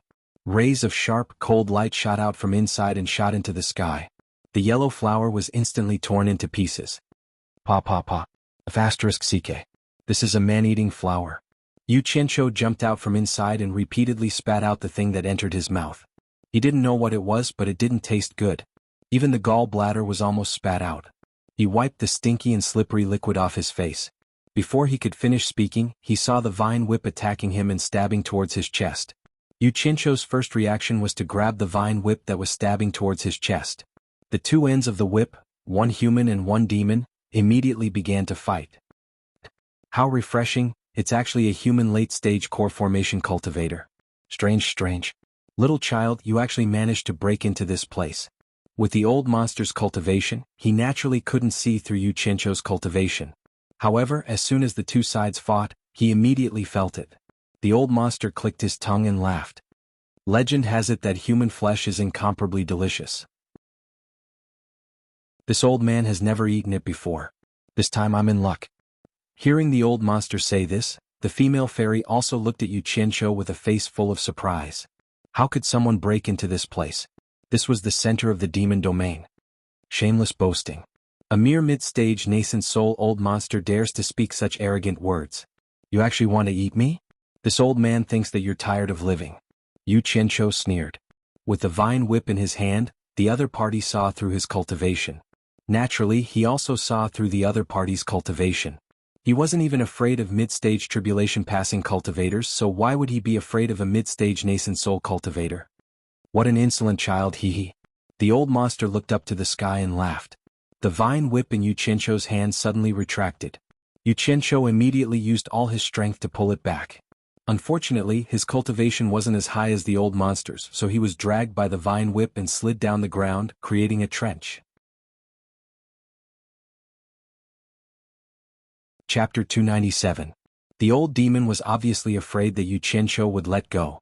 The vine whip in his hand suddenly grew longer and wrapped around Xianxia's wrist. Once it was pulled up, it moved faster and faster. Xianxia looked at the vine whip wrapped around his wrist and narrowed his eyes. His expression was calm. The old demon laughed wildly. The vine whip behind him covered the sky and wrapped around Xianxia. Cut. Xianxia's hands moved with the sword incantation and he let out a fierce shout. The cold lights that had broken through the yellow man-eating flowers and flew towards the horizon immediately flashed back and mercilessly whistled towards the countless vines that stretched out. With a burst of crackling sounds, a pile of vines immediately fell to the ground. Ah! The vine whips were originally connected to the old demon's body. This slash immediately caused the old demon to scream miserably. The vine whips that were mostly broken retracted. The old demon said in horror, "It's a flying sword. Impossible. How can there be so many flying swords?" Not only him but the female demon was also shocked. She had never seen or heard of someone who could control so many flying swords at the same time. They were the rising stars of the demon ghost domain. They lived in the center of the demon ghost domain and had never seen anyone, let alone someone who could control so many flying swords. It should be known that demon ghosts rarely used flying swords. They used all kinds of weapons. Only humans would use flying swords. Not to mention, ordinary people couldn't come to the center of the demon ghost domain. Naturally, the two demons had never seen it before. The flying swords cut through the countless vines and immediately returned to Xianxia's side. More than 100 flying swords danced around him, and a cold light lingered in this lush greenery. It was a spectacular scene with extraordinary momentum. Xianxia expressionlessly pulled off the vine that bound his wrist and cut off the connection with the old demon. He coldly snorted and said, "A mere old demon dares to make trouble in front of me.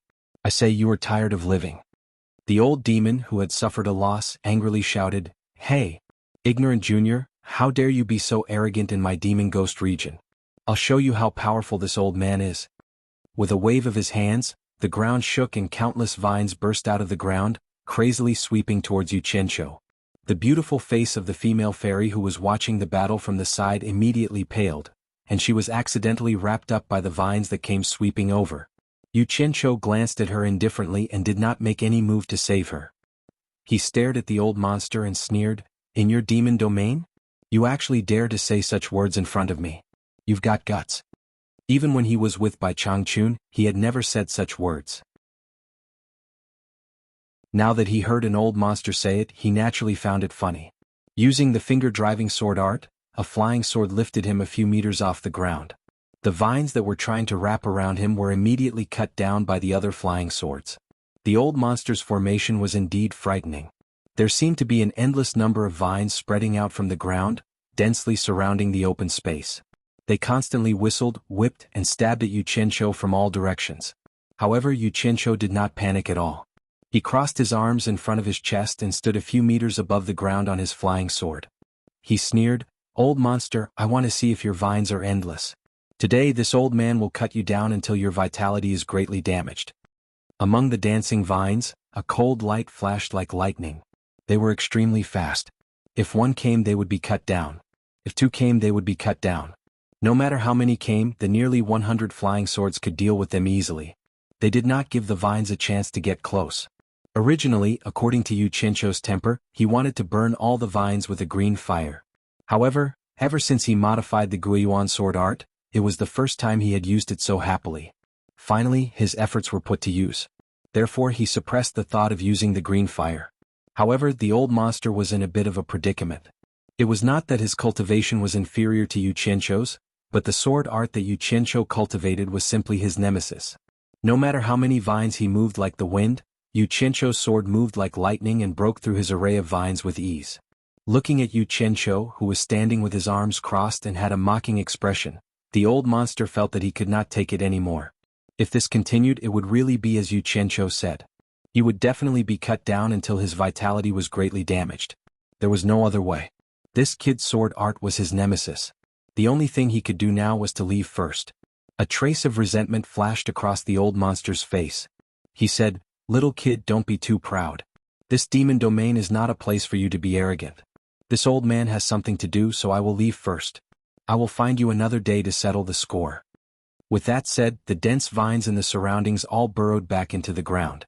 In a few blinks of an eye, they were all gone. The old demon turned around and scurried into the forest not far behind him. Xianxia was stunned. He sneered and said, "Old shameless thing. You are really shameless." You can't win, so you run. You even dare to say nice words. I will let you run." With a point of the driving sword art, the flying swords immediately swarmed towards the escaping old monster. The old monster turned his head and was shocked.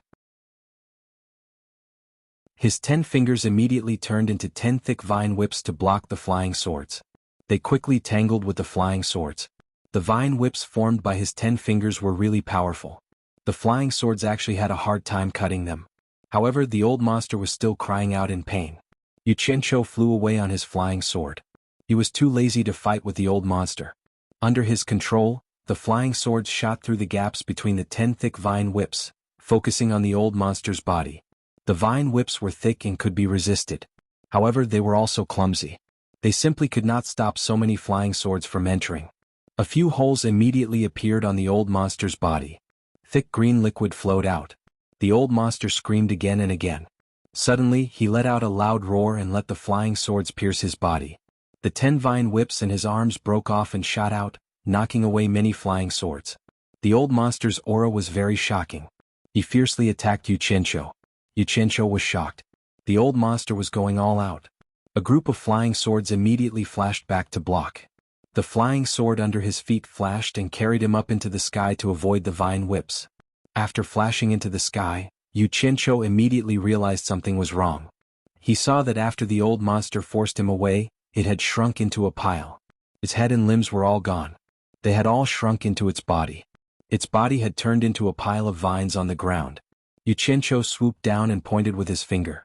The group of flying swords surged forward and picked up the pile of vines. The old monster had already disappeared. A hole had appeared below. He quickly released his divine sense to investigate and immediately felt a ball of vitality escaping from the hole. Xianxia quickly glanced at the 10 thick vines on the ground. This old monster was obviously learning from a lizard and cutting off its tail to survive. He, on the other hand, was cutting off his fingers to survive. The old monster could escape underground. "Wanna run? Not so easy." Xianxia shouted and pointed with his sword. Dozens of flying swords flew into the hole at lightning speed. Following the guidance of his divine sense, they chased after the old monster.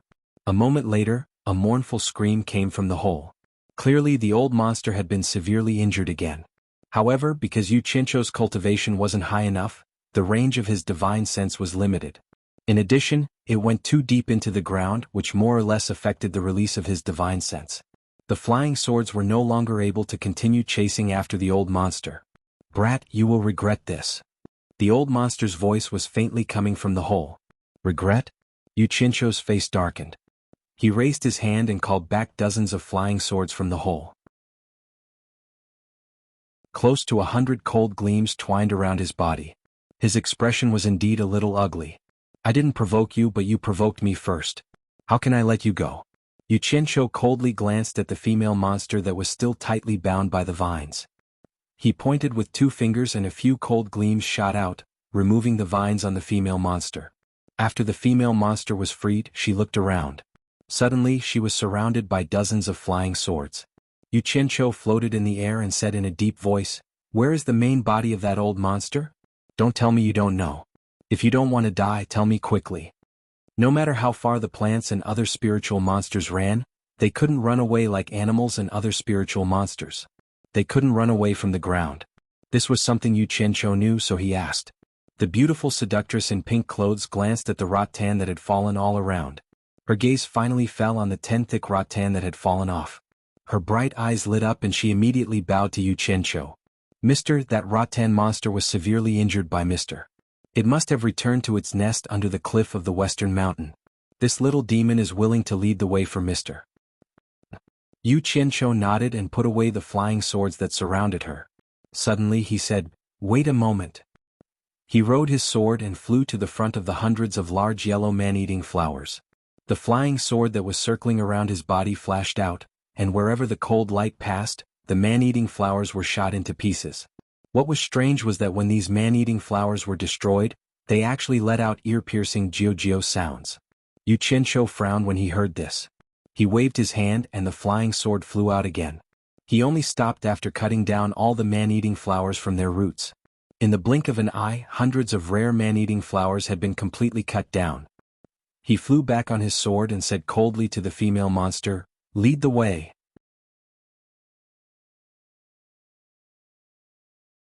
Chapter 298. The two of them headed west. Xianxia rode on his sword and followed behind the female demon. That female demon's graceful figure did not touch the ground, only stepping on the grass.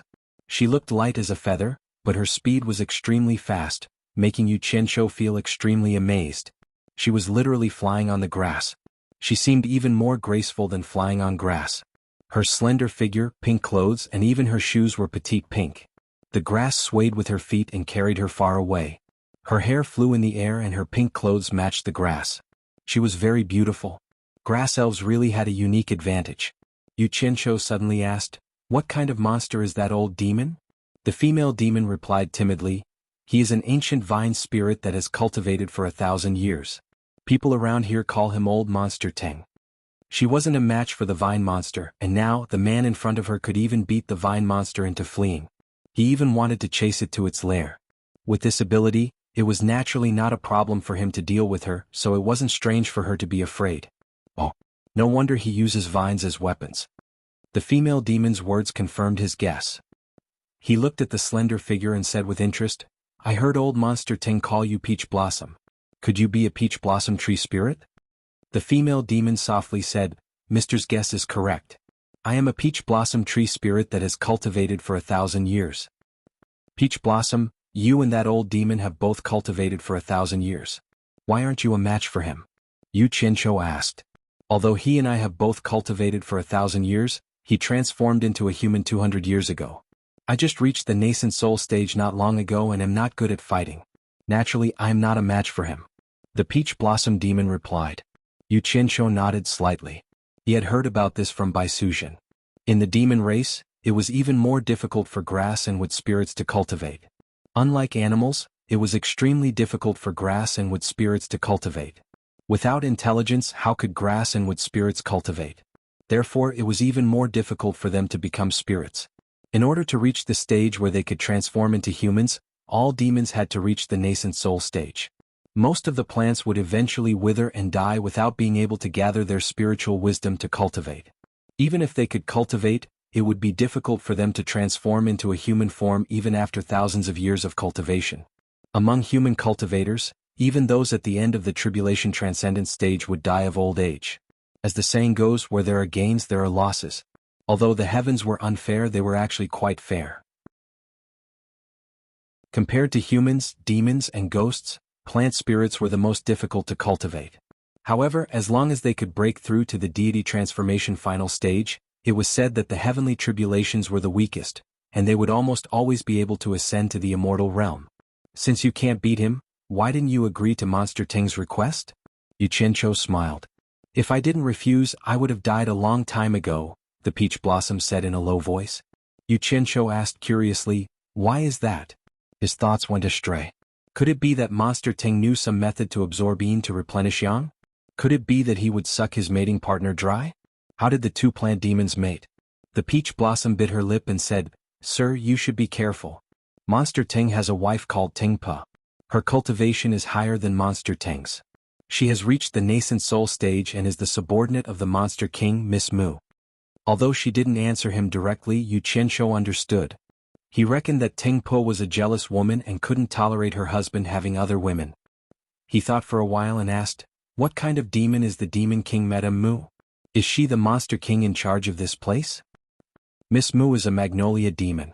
Her cultivation has reached the tribulation stage. She is the Monster King in charge of this place. "Oh," Xianxia said. He thought, why are there only plant spirits here? Looking around, he understood. The plants here were much more exuberant than other places in the demon ghost territory. It was a good place for plant spirits. Speaking of Miss Mu, he thought of the 3 saints of Lingwu who had been killed. One of them, Red Lady, was definitely a coquettish and beautiful demon. He just didn't know what Miss Mu looked like. As he thought about it, an idea flashed in his mind. Don't I have a demon-revealing mirror? I didn't use it before because Baisujian is also a demon. Isn't it suitable in the demon ghost territory?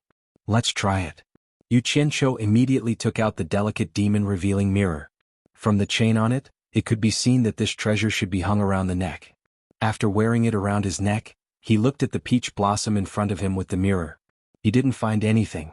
After he injected his divine sense into it, he finally found a magical effect. It turned out that he used his divine sense to look through the demon-revealing mirror. The peach blossom seen by his divine sense in the mirror was no longer a graceful woman. A peach tree full of flowers appeared clearly in the demon-revealing mirror. A divine craftsman was indeed a divine craftsman. The things he made were really magical. Xianxia sighed. After withdrawing his divine sense from the mirror, he felt that the small bronze mirror hanging on his neck was a little ugly.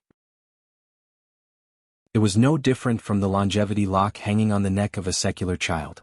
So he stuffed the mirror into the lapel on his chest and injected his divine sense into the peach blossom again. Fortunately, it could still show the original shape of the peach blossom. Good stuff. He touched his chest and found that the demon-revealing mirror was hanging there. Along the way they constantly encountered some of the largest groups in the demon ghost realm. They were the blood wolves that Xianxia had seen when he first came here. This kind of fierce animal was not afraid of death. Xianxia had dealt with them before. He knew that if they attracted companions, although he was not afraid, it would be a troublesome thing. So without saying anything he killed every wolf he saw. He didn't even give them a chance to make a sound. This action made the peach blossom a little frightened. After coming out of the dense forest, the front suddenly opened up. A few hundred meters away, a tall stone mountain seemed to have been split into two halves. One half was intact and the other half seemed to have been moved away. Green vines spread everywhere at the foot of the mountain, covering the entire foot of the mountain. Xianxia pointed to the mountain wall in front of him and asked, "This is the West Mountain cliff you mentioned? Is this the hiding place of the old demon?" "Yes." The peach blossom looked around timidly and said, "Sir, please be careful. If the vine woman is here it will be troublesome." Tsk. This stone mountain seems to have been split by someone. The power of nature is really amazing. It is not something that can be done by human beings. Xianxia looked at the smooth stone wall and sighed. He looked like he was looking at the scenery. As for the vine woman, he was not afraid of her. Since she was the subordinate of the demon king who was in charge of this place, she would not dare to do anything to the disciple of Bai Changchun. "Sir, the formation of this stone wall is not the power of nature. It is indeed the work of human beings. It was split by a sword," the peach blossom reminded him softly. "Ah." Xianxia immediately opened his mouth and was stunned.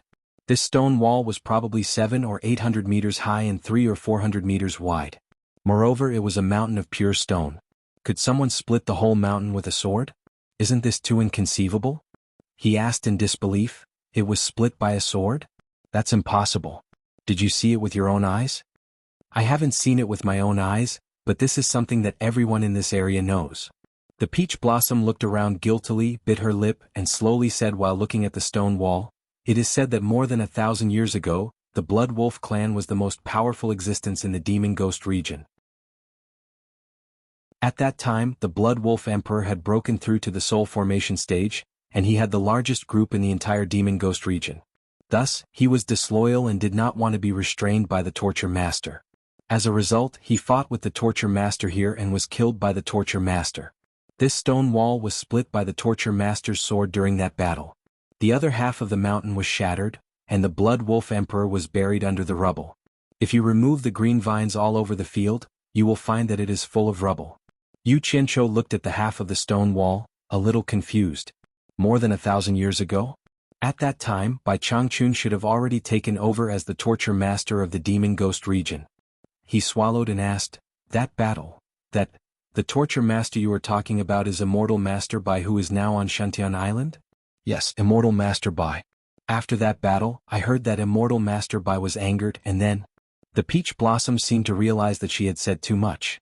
She looked around guiltily and did not dare to continue. However, Xianxia was eager to know what Bai Changchun did after that, so he urged, "What happened after that? Tell me quickly." He urged, but the peach blossom did not dare to speak. In the end, after being threatened by Xianxia, she could not help but say, "After that battle, the Torture Master was furious.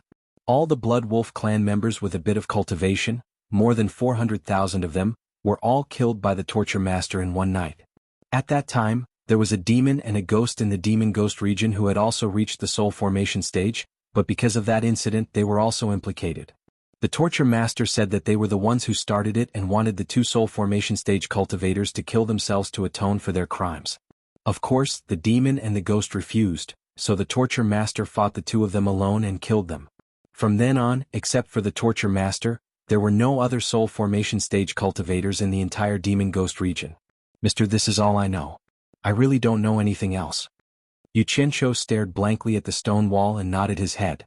So this mountain was by Changchun's masterpiece, and it was actually split apart by a single sword strike. His cultivation was just too terrifying, killing more than 400,000 blood wolves in one night. Ruthless. Ruthless beyond belief. Also, one person killed two soul formation stage cultivators at the same time. Those were two soul formation stage cultivators. The scene of that battle was so thrilling that it was hard to describe. One soul formation stage cultivator killed two soul formation stage cultivators at the same time. Wow. He was really powerful and ruthless. No wonder all the demons and ghosts in the demon ghost region trembled in fear at the mention of Bai Changchun's name and didn't even dare to speak loudly. Who would dare to speak loudly in front of such a killing god? No wonder Healy said that he was merciless towards demons and ghosts and killed without mercy. He really wasn't joking. This immortal master Bai is really amazing, hee. Xianxia squeezed out a smile. After knowing about Bai Changchun's glorious deeds, he was really scared. He only hoped that he didn't see through his little tricks. If he angered this killing god with his cultivation level, he might not even be able to escape.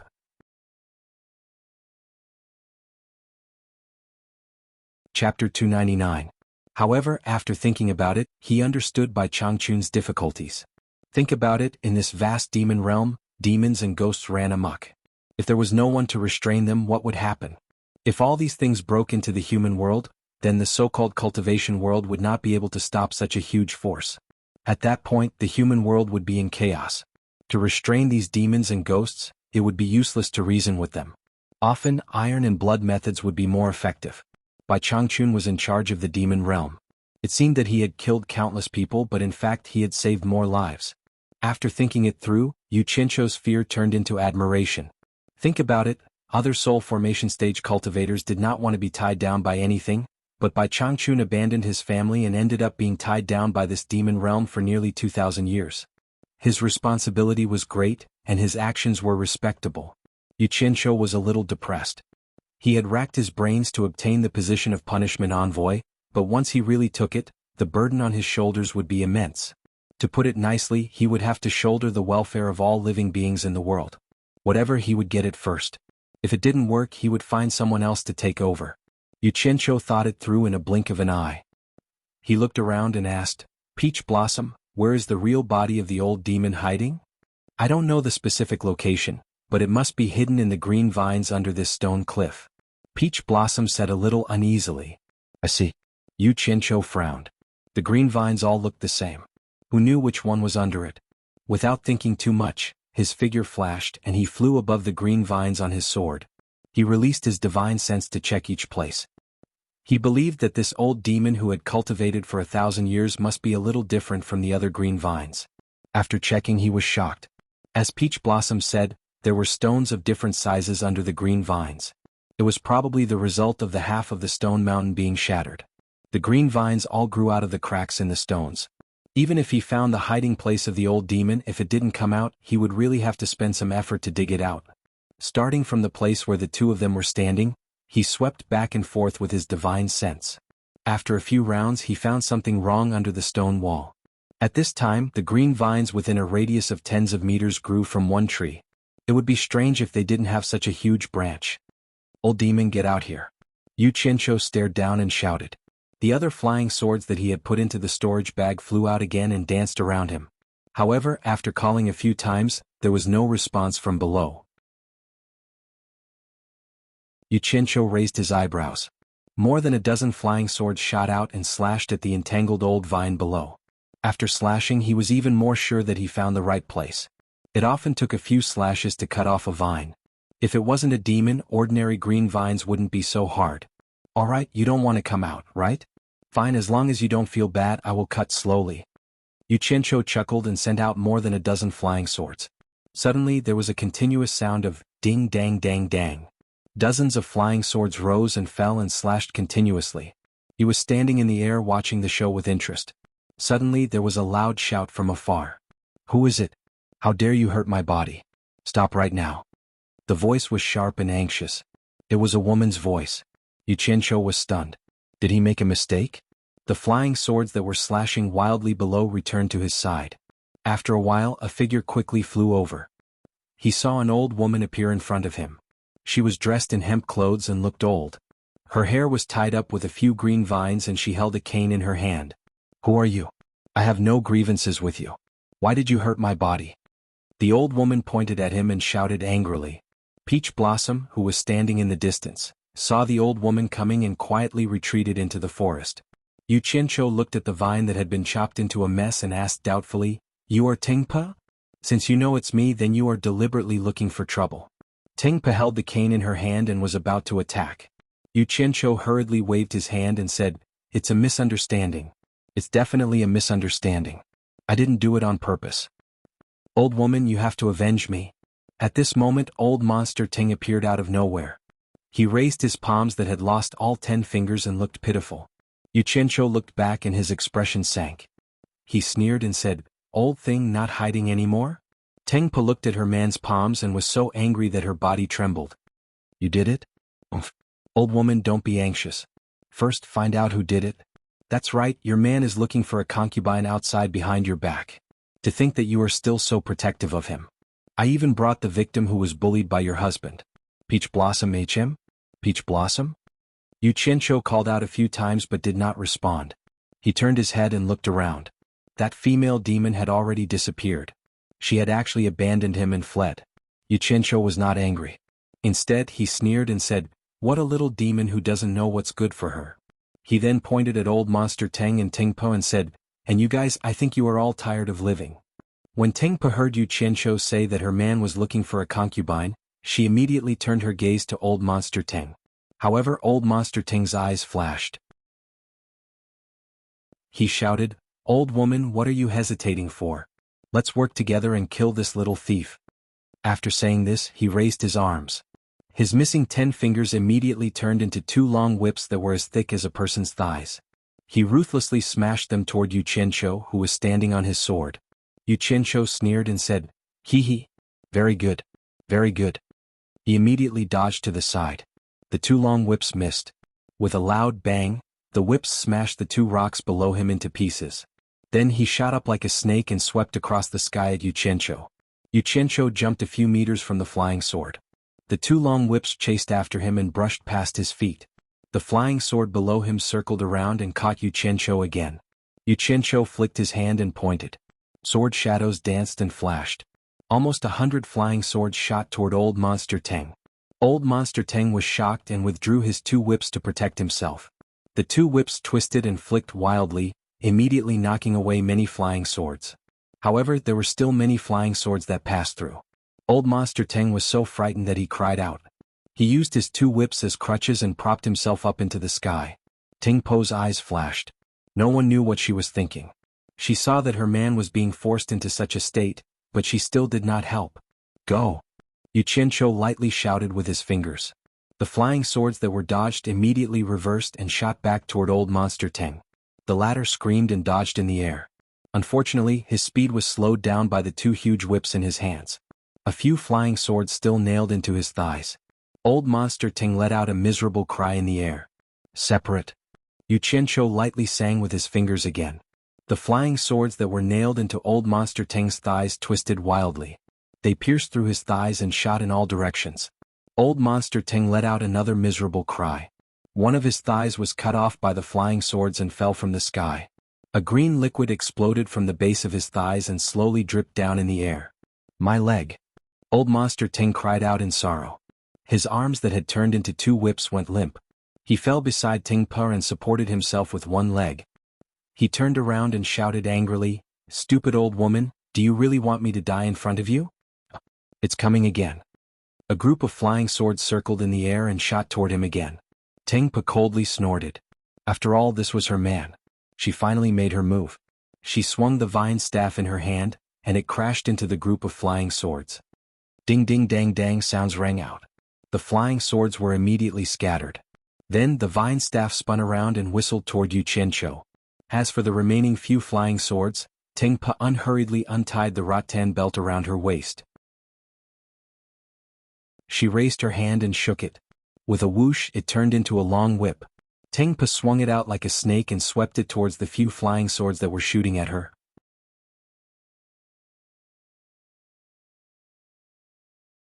Chapter 300. The whip rose into the air like a divine dragon swinging its tail. It was extremely nimble and created several whip shadows that clashed with the flying swords. Dang dang, sounds were heard as the flying swords were immediately deflected away. Xianxia was startled by the whistling vine staff. The vine staff was like Jianghu's god-beating whip. He quickly dodged it with his flying sword. Although he managed to dodge it, the strong wind brought by the vine staff made his clothes flutter. If he was hit by it, he would be smashed down from the sky. The vine staff missed its target, so it rolled and bounced up. It aimed at its target and smashed down again. Xianxia immediately summoned his flying sword to fight it. Unfortunately, the flying sword could not win at all. The vine staff had probably been refined into a high-grade magic tool. Someone was immediately chased by the vine staff and was forced to run around in the air. Old Monster Teng, who was missing a leg, laughed sinisterly on the ground. A new leg slowly grew out from his broken leg in a very disgusting manner. Although the new leg had grown out, Old Monster Teng's face was a lot paler. This was obviously an action that consumed a lot of yuan qi. Gather! Xianxia shouted while he was hiding. The scattered flying swords quickly flew over with his 2 fingers as the center. They gathered into the shape of an umbrella and rotated in the air 2 meters away from his fingertips. The vine staff smashed down again. Xianxia waved his finger and the umbrella sword shield immediately blocked it. Bang! The 2 collided and the sword shield was destroyed on the spot. The vine staff flipped and bounced up. It paused for a moment in the air before smashing down again. Damn! Xianxia let out a strange cry and pointed with his 2 fingers. The 99 flying swords once again gathered into a sword shield to block. The 2 sides collided and a bang sound was heard again. Thus, a dramatic scene appeared in the air. One kept smashing down from all angles while the other kept blocking from all angles. Immediately, Xianxia found himself in a very difficult situation. His 2 fingers continuously gathered the shattered flying swords and used them as shields. He blocked left and right in the air, blocking in all directions. Fortunately, the 2 demons had not reached the tribulation stage yet. Otherwise, Xianxia would not have been able to withstand the opponent's attacks. Resisting head-on in the air like this caused his true essence to be rapidly consumed. Xianxia hurriedly took out a few qi-returning pills and placed them in his mouth like he was chewing beans, swallowing them dry to recover his true essence. His face became more and more gloomy, and from time to time 2 jumping green flames flashed in his eyes. It was just that he couldn't see it. He probably wanted to use the green flames that he had been suppressing.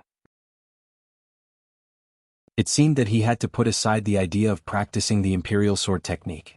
I didn't expect a core formation cultivator to be able to use the sword control technique so skillfully. Tengpa looked at the sky and couldn't help but praise. For a core formation cultivator to be able to resist the combined attacks of 2 nascent soul cultivators was already quite impressive. She then turned around and asked, "Old man, who is this young man? How did he get here? Who the hell knows who he is? I don't care so much. Let's kill him and take revenge first." Old Monster Teng said with a sinister expression.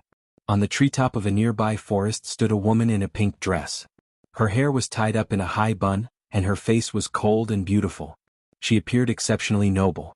Behind her stood 2 women in pink clothes of the same color, but the 2 of them were far inferior to the former in terms of temperament. The 3 women silently stood on the treetop and watched the battle not far away.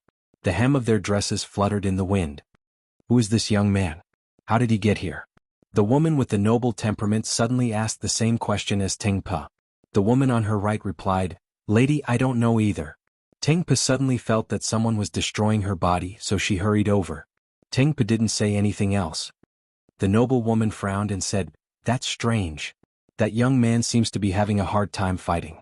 His cultivation is only at core formation. A mere core formation cultivator wouldn't even be able to enter the outskirts of the demon realm. How did he get here?" The woman on the left was confused and said, "That's right. This place isn't far from the 1,000-mile lake. Could he be from Obedient Island? Could he be the disciple of the torture envoy?" Her words were just a casual guess, but the expressions of the other 2 people changed drastically. The woman on the right shook her head and said, "That's impossible. The cultivation of that torture envoy is unfathomable. How could his disciple be so useless? Didn't that heli also have the cultivation of the middle stage of passing calamity? The noble woman's expression softened and she nodded and said, "That's right. No matter how useless the torture envoy's disciple is, his cultivation shouldn't be so weak." If Xianxia heard someone say this about him, he would definitely vomit blood in anger. Fortunately, he didn't hear it. He was fighting fiercely in the air, and the more he fought, the angrier he became. The two of them attacked him together, and he didn't even have a chance to fight back. He was constantly being suppressed. If Teng Per attacked him with her whip again, he wouldn't have been able to resist it. Finally, he couldn't play anymore. The feeling of being suppressed by someone else was very uncomfortable. His eyes were suffused with a penetrating green light, and two green flames were clearly lit up. The sword shield protecting Xianxia had just been destroyed by Teng Po's cane when a claw glowing with a demonic green light quickly passed through the flying swords and grabbed the cane, which had exhausted its momentum and was about to return to attack again. At the same time, he stretched out two fingers with his other hand, and the shattered flying swords quickly condensed and blocked Curmudgeon Teng's whip. As soon as the sword shield was destroyed, 5 claws glowing with a demonic green light immediately reached out and grabbed the tail of the cane in the same way. The flying sword completed its task, and with a swish, it turned into a cold light and flashed into Xianxia's storage bag. The moment the cane whip was grabbed by Xianxia, Curmudgeon Teng on the other end of the cane cried out, "It's scalding me, it's scalding me. Let go, little boy." His expression twitched as he swung his arm, which had turned into a cane whip. Finally, he couldn't stand it anymore and he gritted his teeth, leaving a long tail of the cane in Xianxia's hand, just like the last time he broke his fingers. Teng Po looked at her old man in surprise who was jumping around and peeing, and then looked at Xianxia. The moment her cane was grabbed by Xianxia, the divine sense attached to it instantly disappeared, and she completely lost contact with the cane. Xianxia floated in the air, and the things in his hands suddenly ignited with a blue flame. When the flame was extinguished, the things in his hands turned to ashes and were blown away by the wind. The sudden appearance of the two blue flames surprised everyone nearby and in the distance. But what surprised them even more was, a smile appeared at the corner of Xianxia's mouth. As a disciple of Bai Changchun, someone actually dared to beat him up in the demon ghost region.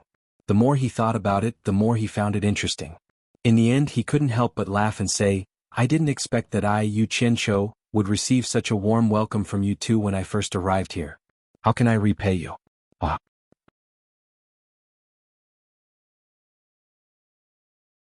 Chapter 301.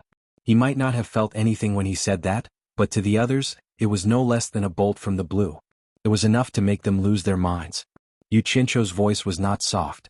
The woman who stood on the treetop like a noble empress clearly heard it, but she still could not believe it. She asked in a trembling voice, "What did he say his name was?" The two women behind her turned pale. Their eyes lost focus as they mumbled weakly, "Xianxia. He's Xianxia, the disciple of the disciplinary envoy." Instantly, the noble woman's face turned ashen, and she lost all her temperament. "You're Xianxia?" Teng Po's face was filled with terror.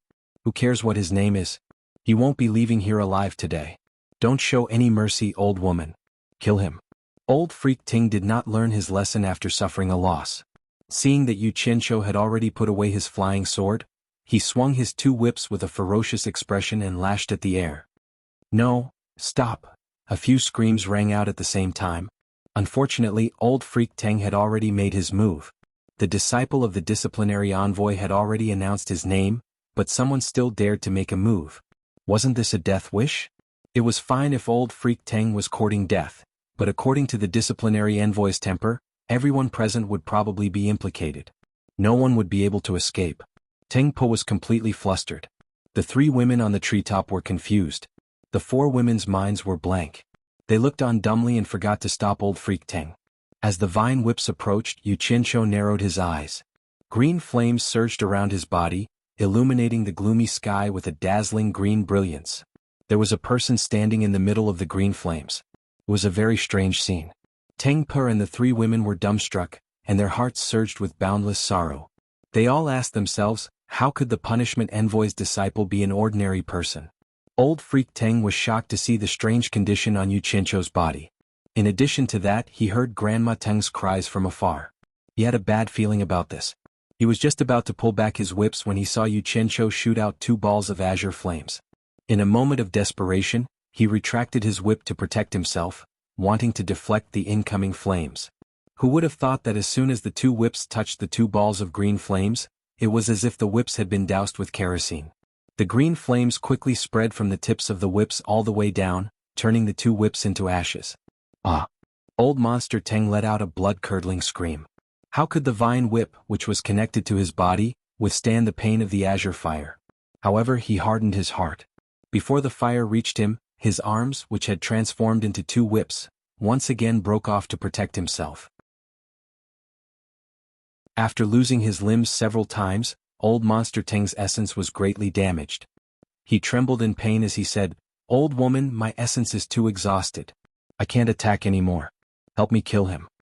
"Shut up." Teng Pa shook her head miserably. Her face was filled with pain as the whip in her hand fell to the ground. Speechless, she knelt before Yu Qianzhou. "Old woman, you?" Old Monster Teng finally realized that something was wrong. He looked at Yu Qianzhou in horror, then at Teng Pa. When the cries rang out, Yu Qianzhou immediately noticed the three people on the treetop. From the actions of Teng Pa and the others, he could tell that his identity was no longer a secret. Yu Qianzhou withdrew the flames around his body and coldly glanced at the forest. He snorted and said, "Do you still need me to invite you over?" The three figures quickly flew over and knelt down as soon as they landed. The woman leading them said in fear and trepidation, "Lady Mu greets Mr. We did not know that Mr. was here. Please forgive us." "Greetings, Yao Monarch." When the woman leading them arrived, Old Monster Teng immediately knelt down and kowtowed. However, he did not expect that the person he was kowtowing to was his enemy. He was stunned. Teng Pa, who was kneeling beside him, began to weep softly. The three women's cultivation levels were not low. From the moment they arrived to the moment they knelt down, they were so fast that Yu Qianzhou did not manage to see their faces clearly. This made Yu Qianzhou, who originally wanted to see if the three women were beautiful, a little depressed. He could only put away the flying sword beneath his feet and descend to the ground. He said in a deep voice, "The three of you get up." He did not ask Old Monster Teng or Teng Pa to get up. After the three of them got up, they did not dare to raise their heads to look at him. Yu Qianzhou could only say again, "You are the Yao Monarch, Lady Mu? I want to see you. The three of you raise your heads." This little demon is indeed Lady Mu. Lady Mu bowed. She did not dare to call herself a Yao Monarch in front of Yu Qianzhou. The three women slowly raised their heads. Their panicked eyes also took the opportunity to observe Yu Qianzhou. Her temperament was good and she could be considered beautiful. Unfortunately, she could not compare to Bai Suzhen. Her figure was not great either, and she could not compare to Wu Lixue and the Temptress of 100 Charms. After looking at the three of them, Yu Qianzhou came to this conclusion. However, this feeling of raising one's head as a Yao Monarch in the final stages of the Tribulation Transcendence was not bad. If he dared to say such words in the outside world, he would definitely be hunted down. Yu Qianzhou looked at Old Monster Teng and Teng Po with slight disappointment. His gaze gradually turned cold. It was time to settle the score with these two. He slowly walked in front of the two and said coldly, "Old Monster Teng, have I seen you before?" Old Monster Teng shivered and said fearfully, "No, no." "Then, have I offended you before?" "No." "Since I have never seen you before and have never offended you, why did you want to kill me when I saw you fighting with that peach blossom spirit?" "I was confused. I was confused for a moment. I didn't know it was Mr. Please forgive me, Mr." Old Monster Teng kowtowed repeatedly. In fact, he still did not know who this Yu Qianzhou was. However, the actions of Lady Mu and the others were very clear. He could only blame himself for being obsessed with that peach blossom spirit for the past few days. He did not even pay attention to the most important matters in the demon domain. Lady Mu and the others stared at him in unison. So, it was this guy who had caused all this trouble. But of all people, he had to provoke by Changchun's disciple. Wasn't this the same as dragging everyone to die with him? One could imagine the expressions of the women at the moment. "I didn't provoke you. You provoked me first. I'm not wrongly accusing you, am I?" Yu Qianzhou's tone became gloomy. His eyes shone with a green light, causing Lady Mu and the others to shudder. "No." Old Monster Teng replied weakly. Then he continued to kowtow and beg for mercy. Yu Qianzhou's green eyes turned to Teng Pa. He snorted coldly and said, "I have just cultivated a set of sword kinesis techniques. Since I met you two, I can use it to practice. Do you two think that I am no match for you?" "We don't dare." "No." The two of them kowtowed in unison. Xianxia did not care whether the two of them were telling the truth or not. He stretched out his palm and a ball of green flames burst out. A powerful heat suddenly spread in all directions. The two of them immediately sat on the ground, feeling suffocated. Lady Mu and the others could not help but take a few steps back in shock. Their expressions were uncertain. They all had the same thought. What a powerful flame. Even with their cultivation at the end of the tribulation stage, they could not get close to it. If I wanted to kill you too, it would be as easy as flipping my hand. Xianxia said indifferently as he held the ball of green flames. This time the two of them really believed him. Old Monster Teng shook his head with a pained expression. He withstood the irresistible heat and knelt down with great difficulty. He kowtowed and said, "Mister, this matter was caused by me alone. It has nothing to do with Tengpa. This lowly demon is willing to die as an apology. I beg Mr. to spare Tengpa." "Old man." Tengpa looked at Old Monster Teng and cried out in relief. Her man was willing to sacrifice his life to save her at the most critical moment. All of the previous unhappiness instantly disappeared. Old Monster Teng was still kowtowing and begging for mercy. It's too late. Xianxia lightly spat out these two words. He turned his hand around and clenched his fist. The green flames surged and instantly engulfed the two of them. In that instant, Tengpa suddenly threw herself onto Old Monster Teng, who was still kowtowing. It was as if she wanted to block the flames for her man. However, all she got in return were two miserable screams. As Xianxia indifferently sucked the green flames back into his palm, two piles of ashes appeared on the ground. A gust of wind blew them up and they swirled away. Lady Mu and the other two's pupils shrank. They were shocked by the tyrannical power of the green flames. It had actually burned Tengpa and Old Monster Teng to ashes in an instant. Who said that plants were heartless? Xianxia stood with his hands behind his back and watched the ashes float away. Then, he swept his gaze over the green vines and coldly snorted. "I originally wanted to eradicate the two of you, but seeing that you two were so sentimental before you died, I'll let you two be ignorant plants and let the green vines entangle you until you wither. That's me being merciful." Lady Mu. Xianxia slowly turned around and said, "There's a peach blossom tree demon. Please capture him for me. I want him alive." That you're tuning in to the Sword Dance in the Vast Sky YouTube channel. Don't forget to subscribe and join us on this journey to catch the most captivating stories.